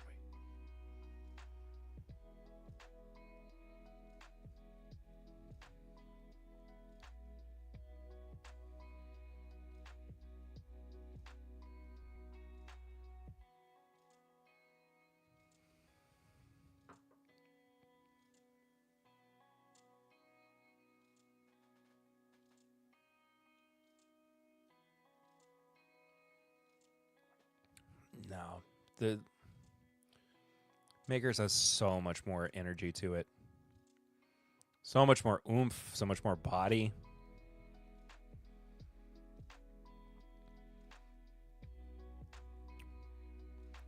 I think the Green River's a little it's a little light, honestly. In direct comparison. You can also get Maker's cast strength cheaper. Oh, absolutely. Big Vic! Good to see you, man. How are you? Hope you're doing well. Thanks for stopping by. To larceny, at least? I mean, yeah, we'll do the larceny here in a second.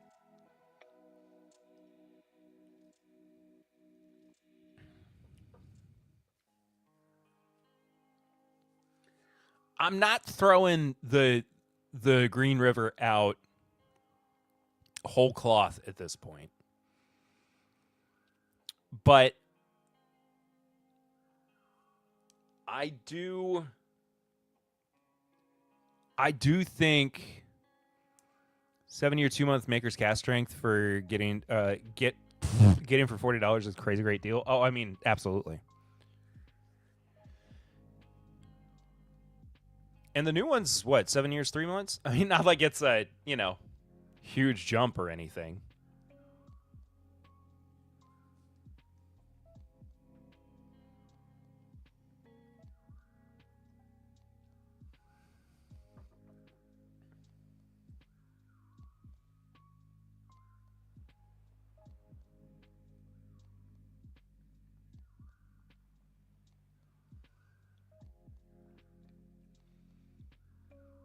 That Larceny C925.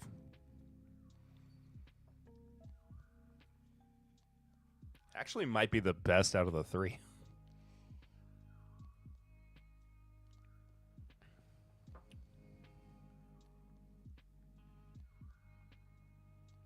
No, the Makers is. The Makers has a better finish. I think the Larceny has a better upfront palette. But as an overall experience, I think the Makers definitely wins. The Green River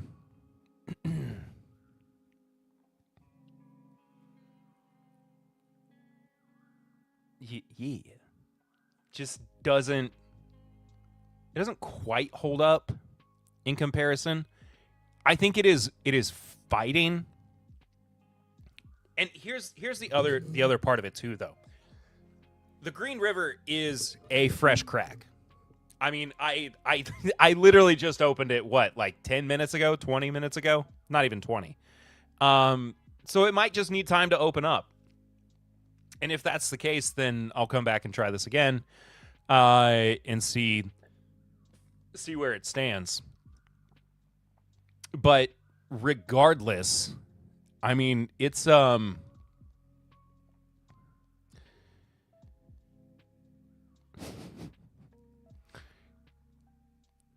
it's quite good.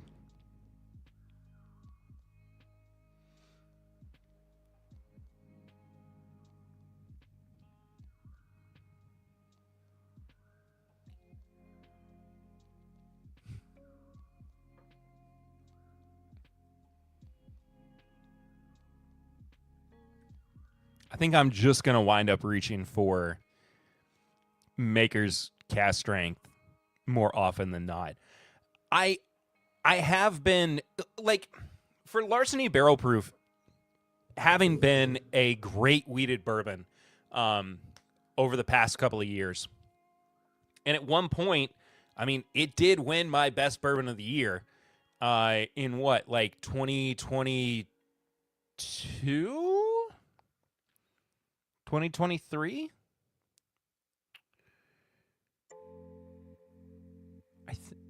22 or 23. I can't remember exactly. I want to say it was 22. It just has not. It's the same thing that happened with Elijah Craig Barrel Proof.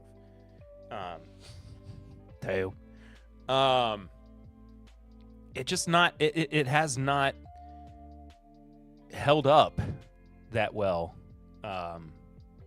over the past couple of years.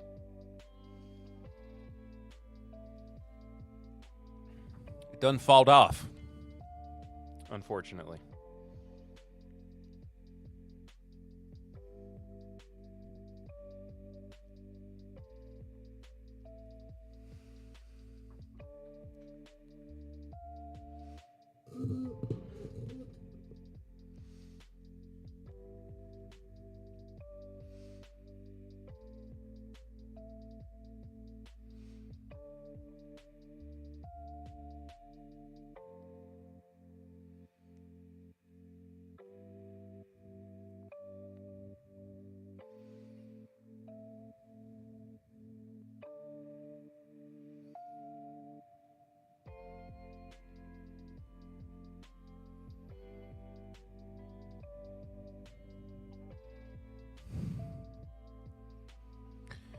Overpriced, underwhelming. Elijah Craig does not exist. It can't hurt us anymore. I mean,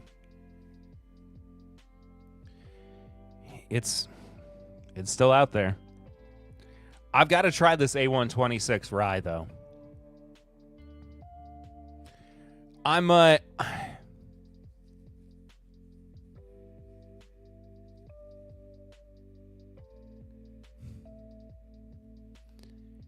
hoping. I'm a little worried that we're not getting our Heaven Hill Media samples this year.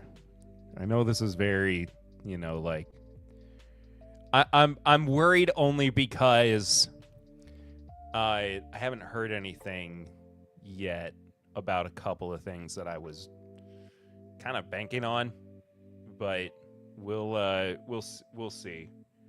I think part of it was because I waited to do all of our all of the Elijah Craig and Larceny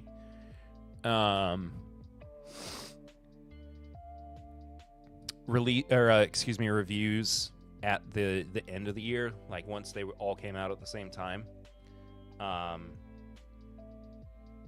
But I could be wrong. I mean, I haven't seen A126 come out for the Elijah Craig bourbon. I know you'll get a whole ass bottle of Bernheim Barrel Proof though, and you'll like it. I don't want that. I mean, I probably will. It'd be very funny if like that was their benchmark for content creators. They're like, they have to like Bernheim Barrel Proof wheat whiskey for us to send out anything else. And me just like straight dunking on every single release that they've put out so far. Be really funny if for some reason they finally made a solid one. I mean, if I get those media samples, you all will literally be the first people to know. If they do put out a solid Bernheim Barrel Proof, because I will be honest about it. But if I don't get them, or if none of them are good, you will know both. You will know all scenarios in whatever case. I mean, regardless, I'll be transparent about it. So far in the year of our Lord 2026, I don't think I've gotten any media samples. Unless you count stuff from Rare Character. Which I kind of do. Suppose I count that. Wow, that is certainly a brown liquid. Smells like alcohol. Tastes like liquor.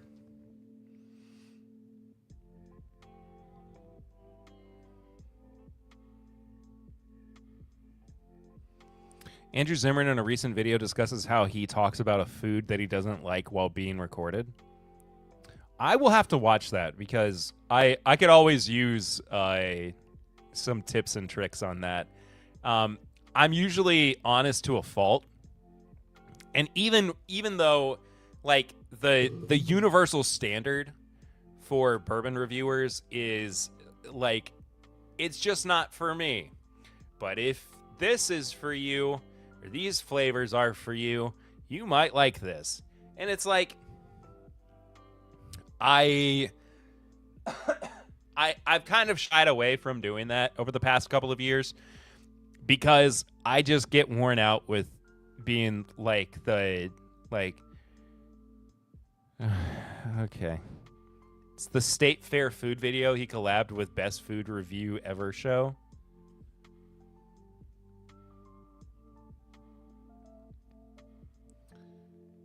Let me try to find it.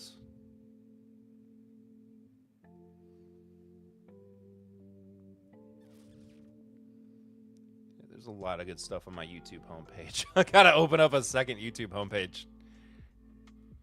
Andrew Zimmern. State Fair. Harshly judging fair food?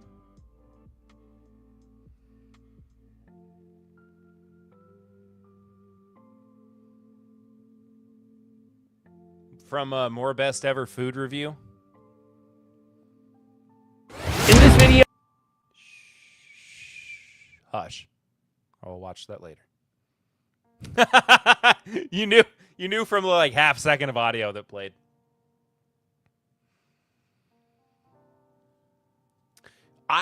Andrew Zimmern is one of those people that I would love to interview. I doubt he would say yes to being on a whiskey podcast since he's sober. I could figure out an angle though. Zimmern and Bourdain are who got me into food in the first place. I mean, yeah, of course. When I had started the podcast when Bourdain passed. And I opened that episode of the podcast the week that he died. With a tribute to him.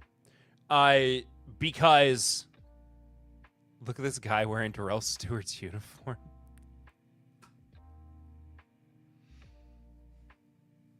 Hi, Ben. Hey, Ben. Good to see you, Ben. I've got jeans on. But back to Bourdain real quick. I mean, it's not that anybody else like. This is not a revolutionary thing to say like I hold him in high regard, but I literally think that I could not do. Break the show did my part for the night. Yeah. I literally think that I could not do the podcast or do what I do just from a reviewer standpoint, from a content creator standpoint, or this economy of content could exist without somebody like Anthony Bourdain, showing us that there is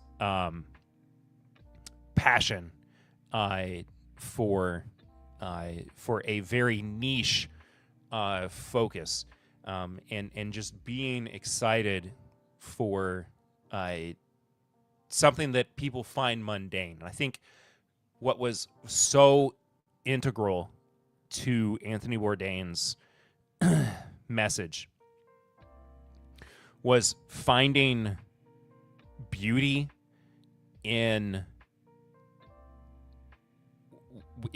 what other people take for granted, and trying to elevate it, and I fully believe, like, and I haven't expressed this in a long time. I haven't even really thought about it in a long time, but I feel like we within this part of the economy owe a lot to what Anthony Bourdain did. Probably wouldn't be married if not for Anthony. I wouldn't have gone into culinary arts and be interested in other cultures' food. Excuse me.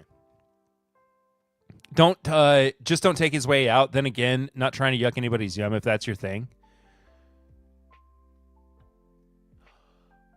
Oh, I know what you're saying. I'm not. No. You are misconstruing what I'm saying. But also, I mean, Shy Guy's right. I am on that mental health spectrum. I am. But I am in a much better place than I was before I sought help and before I started taking medicine and went through extensive therapy.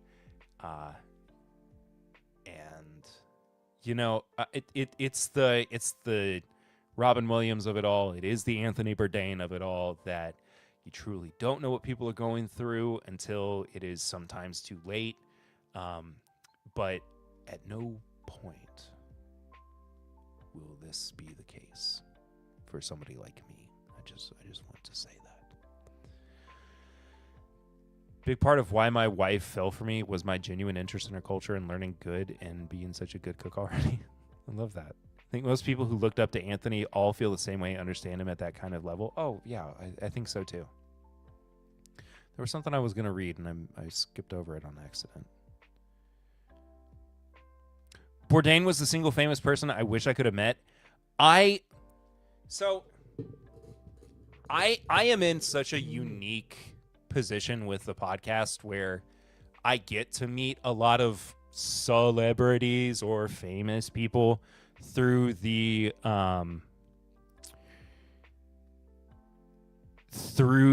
venue, or through the avenue rather, of bourbon, of whiskey, and it would have been so easy to get Bourdain on the podcast if he were still alive and say, because I've interviewed Jack Maxwell, I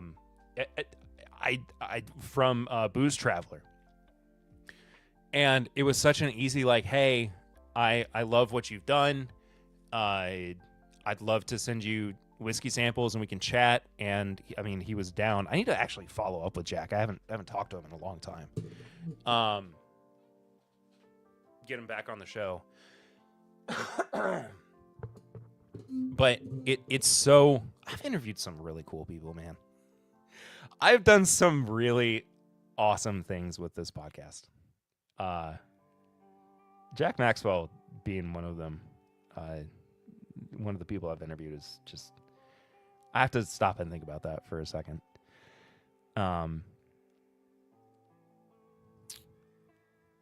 Yeah.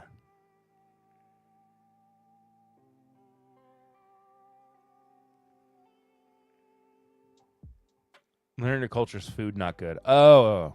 Andrew Zimmern's first episode is in the Philippines. Tried most of the stuff he had on that episode except for the grubs. I would eat grub. I would 100% eat a grub. 100% eat a grub. Like, I would barely think twice about it. If I ever make my way down to you cooking stream, teach you some of the Filipino recipes, I would love that. Absolutely love that. I need to figure out a more mobile setup for live streams so that I can switch to like my kitchen, or even just back to my bar, so that I can go and like make cocktails or cook sometimes. My kitchen is not exactly like built for live streams, but it would be fun. But I do need to figure out a mobile setup for streams, for sure, because I have ideas that I would like to implement. We make solid price GoPros for that stuff. I have a GoPro-esque camera that is not very good. Or switch to my house. I mean, if I'm just going to like one spot, that is way easier than me like being at my desk and switching, like hitting a button and switching to a camera that is in another location in my house. Like I could easily go and set up a live stream at Papa Ritter's.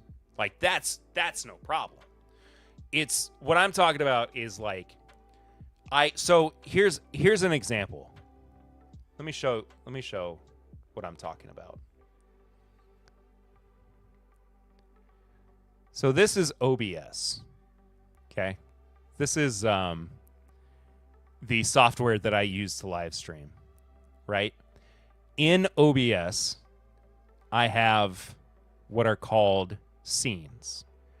And I have them all set up so that I have different options for how I want things to look. If I hit streaming, it's just this shot. If I hit screen share, it's everything that's on this monitor. If I hit zoom, it's this shot where I'm zoomed in a little bit. But what I would need to figure out how to do is set up a scene so that I could have a camera and microphone and everything in one spot that is separate from like that from me being at my desk. And that would also require me kind of being able to remote into StreamYard in some ways, so that I could also be live and mobile, because I want to do more like mobile live streaming as well. And maybe like I just have to I just have to figure it out on the back end. We'd have a blast. Oh yeah, for sure. One cool thing was my dad was in the Navy station in the Philippines when he was young. He was very happy to be back for our wedding and enjoy his favorite snacks again. That is so cool. I love that. My like on vacation? Yeah. Oh yeah, for sure. For sure. My grandfather was actually in the Navy.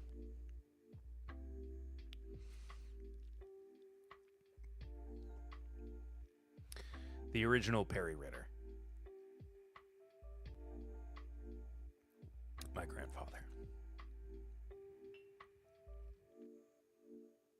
Yes. Papa Ritter's Papa Ritter.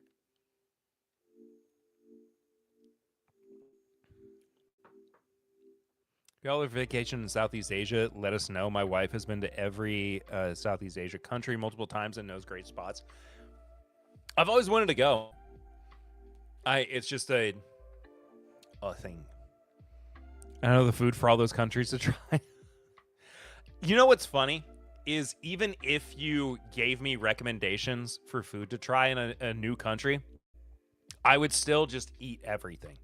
Like, if I go someplace new,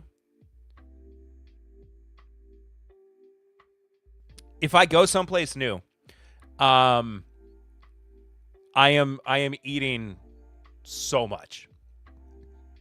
I'm eating so much food. Southeast Asia really changes a person's perspective on the world. I'm going to be very honest with you. I have a very robust view of the world in terms of what I believe you are alluding to. I'm sure it would change slightly just in terms of the way people act and interact, but also I'm not immune to or unaware of like other shifting cultures, I guess. I'm not unread, I guess. That's what I'm trying to say. Anyway. Yeah, I'll go someplace and if somebody gives, my answer is always yes. If somebody is offering me food from a culture that I have never experienced, whatever it is, like literally my answer is yes, because I need to try it at least once. Like that's what when I said earlier in the stream, like I will try anything at least once. That's more of what I was referencing. Because it needs to be, I need to experience it. Like, when else am I going to be in a situation where somebody in a different country has welcomed me onto their family's farm? They have lovingly prepared this dish that is a family recipe, and they explain in detail how they eat it. And they say it is one of our favorite things to eat. And I am the one to turn around and say, I don't think so. That doesn't sound very good to me. Like, I am going to eat it. And even if I don't like it, I am still going to say I tried it. Like, I will eat whatever is served to me in any situation if I have not gotten to experience that culture or that, that new scenario before. Like, it's also why I say I am an equal opportunity drinker. Like, I drink curious because I want to know what any given scenario is going to look like when I go to a country. Like when I was in Colombia, I drank their beer because their beer was what was most often around or served to me. I drank their aguardiente, which was the liquor of choice that was commonly served to people, and it was phenomenal. And it was just part of like being immersed in the culture and being part of it. And like I also think that like that is what gives you an affinity for other people's culture, their lived experiences, like just trying what they try and trying to actually, walk a mile in their shoes, not to use a very tired cliche, but I don't know any other way to say it than just like, go in with an open mind and experience it like it's your own regular day. Just eat the food, drink the drink. Always love the episode with Cook's Tour where Anthony experienced his first slaughtered animal in front of his face. He mentioned that is a meat eater's responsibility to see what really happens. 100%.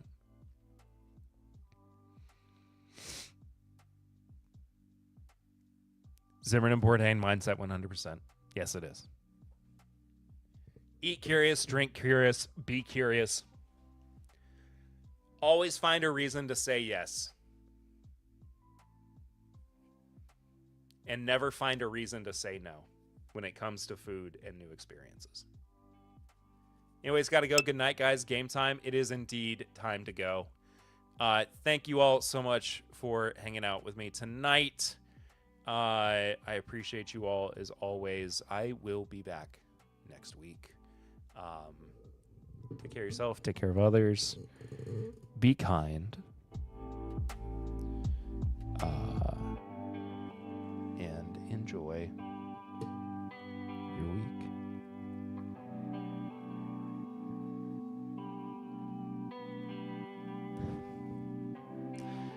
See you real soon. Love you big. Perry, this is TIMBP Live. Bye.